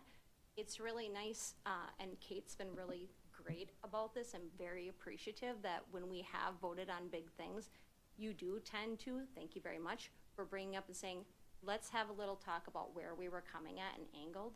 Some people want more, and they want to hear specifically what Megan said, what Maria said, what Molly said. And they can go back and they can find that and they can listen to it so it's not paraphrased. The thing with the recording is we don't have to put on anything different than we're already doing. We're already doing it. We've been doing it and it's been successful. So to not do it now, it seems, I don't know, as a community member, if I were watching that, I would think, well, what the heck are they trying to hide? And that's, you know, you're gonna get backlash no matter what if we take that away. But there's no cost to it, and this is easy to do, and we're technology driven, and we're trying to lead the way. Maria is absolutely right. There are boards that do not record any meetings, and they have a big problem going on with a lot of that right now. We don't need to be part of that. That's. Well, Brian? You started talking, I was kind of putting myself in line. I can. I was just gonna say, would we have an agreement to just table this and continue recording work sessions for the time being? Or, because it's 9 o'clock? No. Mr. President. Yes. I was gonna, the status quo is actually that we don't record them. We recorded them for the school closure discussions. I kind of disagree. 2 weeks ago, it was much more relaxed in this room. We did have a more free-flowing discussion, and I've been swayed. I said I was agnostic, and in this discussion, I do feel like some very valid points have been made, and one that you made, Maria, that I think is important, that we don't have to do this right now. We can wait and see. We do summarize our work session discussions. Kate does a great job. You kind of lead that way, but in general, we do that when we have a discussion at the next recorded meeting. We talk about what we talk about, and I think if we move forward and wait and see if, there's a real challenge and folks are really saying we need to know, then maybe we readjust. But it's been one meeting. There were 3 emails. I got 0 of them also. It may be okay to continue this way, and then, we can adjust. It's a good discussion. I kind of changed my mind. I think many of us have changed our mind. So, do we need to have, if we can't come to kind of an agreement, do we? Mr. President, Ms. Megan? can I make a motion? You can, Should I not? no, go ahead. Okay, I couldn't tell. I make a motion to table this discussion for now and continue with the status quo of not recording work sessions as we see what we hear. And Does, Can I add a friendly amendment to that? Mhm. I wonder if we talk about it again in a certain period of time to see kind of gauge where we're at. does anyone think that, kind of, it was, like, we should have announced or made some announcement that we were not going to record because, or that we were moving all of the, because we're having a less discussion about the closing of schools, to that we were, if they knew we were all going to be discussing any of that at the regular meeting? I mean, it doesn't change anything. We can go ahead with them. We have a motion and we have I second the motion with the friendly friendly amendment. I think love the friendly amendment of, it's always good to keep monitoring, so I second. Okay, we have a motion and we have a second. No other discussion. All those in favor say aye. Aye. Aye. All those opposed say nay. Nay. Okay, so we are, you have your directive. We are tabling it and going with our standard procedure. And to clarify your friendly amendment, just to hear it one more time. My friendly amendment was that we should review it in a certain period of time, and I think we should probably make that period of time so that it's cemented. So whether it's, 3 months or, do you understand what I'm saying? Yes. Okay. Yes. Is everyone okay with the 3-month? Just one clarification. So we'll still be recording when we talk about school closures, anything with the sale of buildings, that sort of thing. I think we should perhaps have a notice, which I don't know how you do that, but to say we're not going to be recording so people can make an effort to come. They don't have an expectation, because I think that is a little bit difficult. If you think, oh, it's going to be online, I don't need to go. Huh? We can put it at the top of the agenda. This meeting's not being live streamed. Thank you. Okay.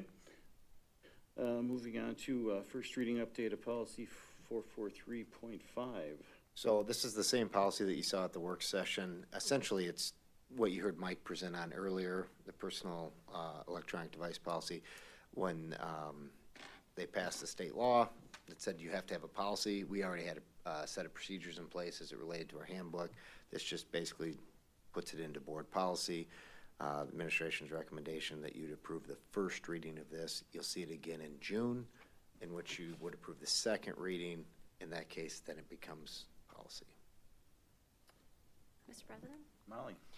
I'm going to be Kate, and I'm going to read what we talked about at the work session. The difference in the policy is that it added smartwatches, includes backpacks. There's a different policy for the middle school and the high school, appropriate to their age, matches the new state law, which Nick just referenced. Okay, That's it. looking for motion? Mr. President, I make a motion to approve the first reading of policy number 443.5. Yeah, that's it. Second from Aaron. No questions. All in favor, say aye. Aye. Aye. Opposed, nay. Motion passes. Then moving to international travel proposal with Shannon. So this was what you saw at the work session also, just looking for approval for the high school trip to Germany that will be the summer of 2027. Okay. Mr. President, I make a motion to approve the international travel policy for German trip. Second? Second from Kate. Do I have any other, no questions? All those in favor say aye. Aye. All those opposed say nay. The motion passes. Next, driver's education contract renewal. Did you get skipped? Chartwell's. Oh, Chartwell, sorry. Bonnie's been waiting the whole night to talk about this. To say, recommend approval. With one caveat, Kate made some great, comments about how do we evaluate our, renewal. So they have offered, it's that bottom link, a visioning invitation. So they would bring representatives from their company to meet with administration, board members who'd like to participate, and then develop our vision for our food service program. And then once we establish that, then we would kind of make criteria for our renewal. So then if they meet the vision, then we would have something that we are all talking about. So I thought it was a nice step in the right direction. Very much so, thank you. Yep.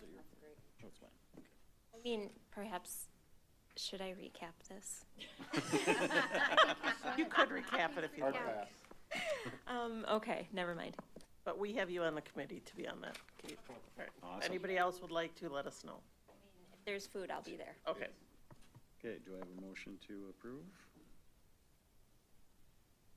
Mr. President. Yes, Brian. Make a motion to approve the 26-27 Chartwell's contract extension. Thank you, Brian. Do I have a second? Second. Second from Molly. If there are no questions, all those in favor say aye. Aye. All those opposed say nay. Hearing none, that motion passes. And now I would entertain a motion to convene. Oh, Now it's me. driver's education. Now me. I'm losing Getting it, late. folks. Yeah, We so shouldn't be recording this. Yeah, so this is your second look at the contract for driver's ed through Northwood Tech. Just looking for approval for this contract. And I too, just after the work session, looked into possibility of other places that we could get contracts with. And so that's still kind of in the works. There's a few out there, very similar in cost. Some of them said they may not have the capacity to deal with the number of students because they're private, but they're looking into that for me. And also Northwood Tech is putting together a satisfaction survey for us, for the students that we have in that program. Wow, that's awesome. Excellent. Yeah. And I do think, perhaps another one doesn't have capacity for all those kids, but if we had several contracts to offer, that'd be great. Yep. Thank you for your work on that. Yeah, you're welcome. Okay, do I have a motion to approve? Mr. President, I make a motion to approve the contract for driver's ed with Northwood Tech as presented. Thank you, Megan. Do I have a second? Second. Second from Aaron. With no questions, all those in favor say aye. Aye. Aye. All those opposed say nay. Hearing none, the motion passes. Now I'd entertain Mr. a motion. President? Yes.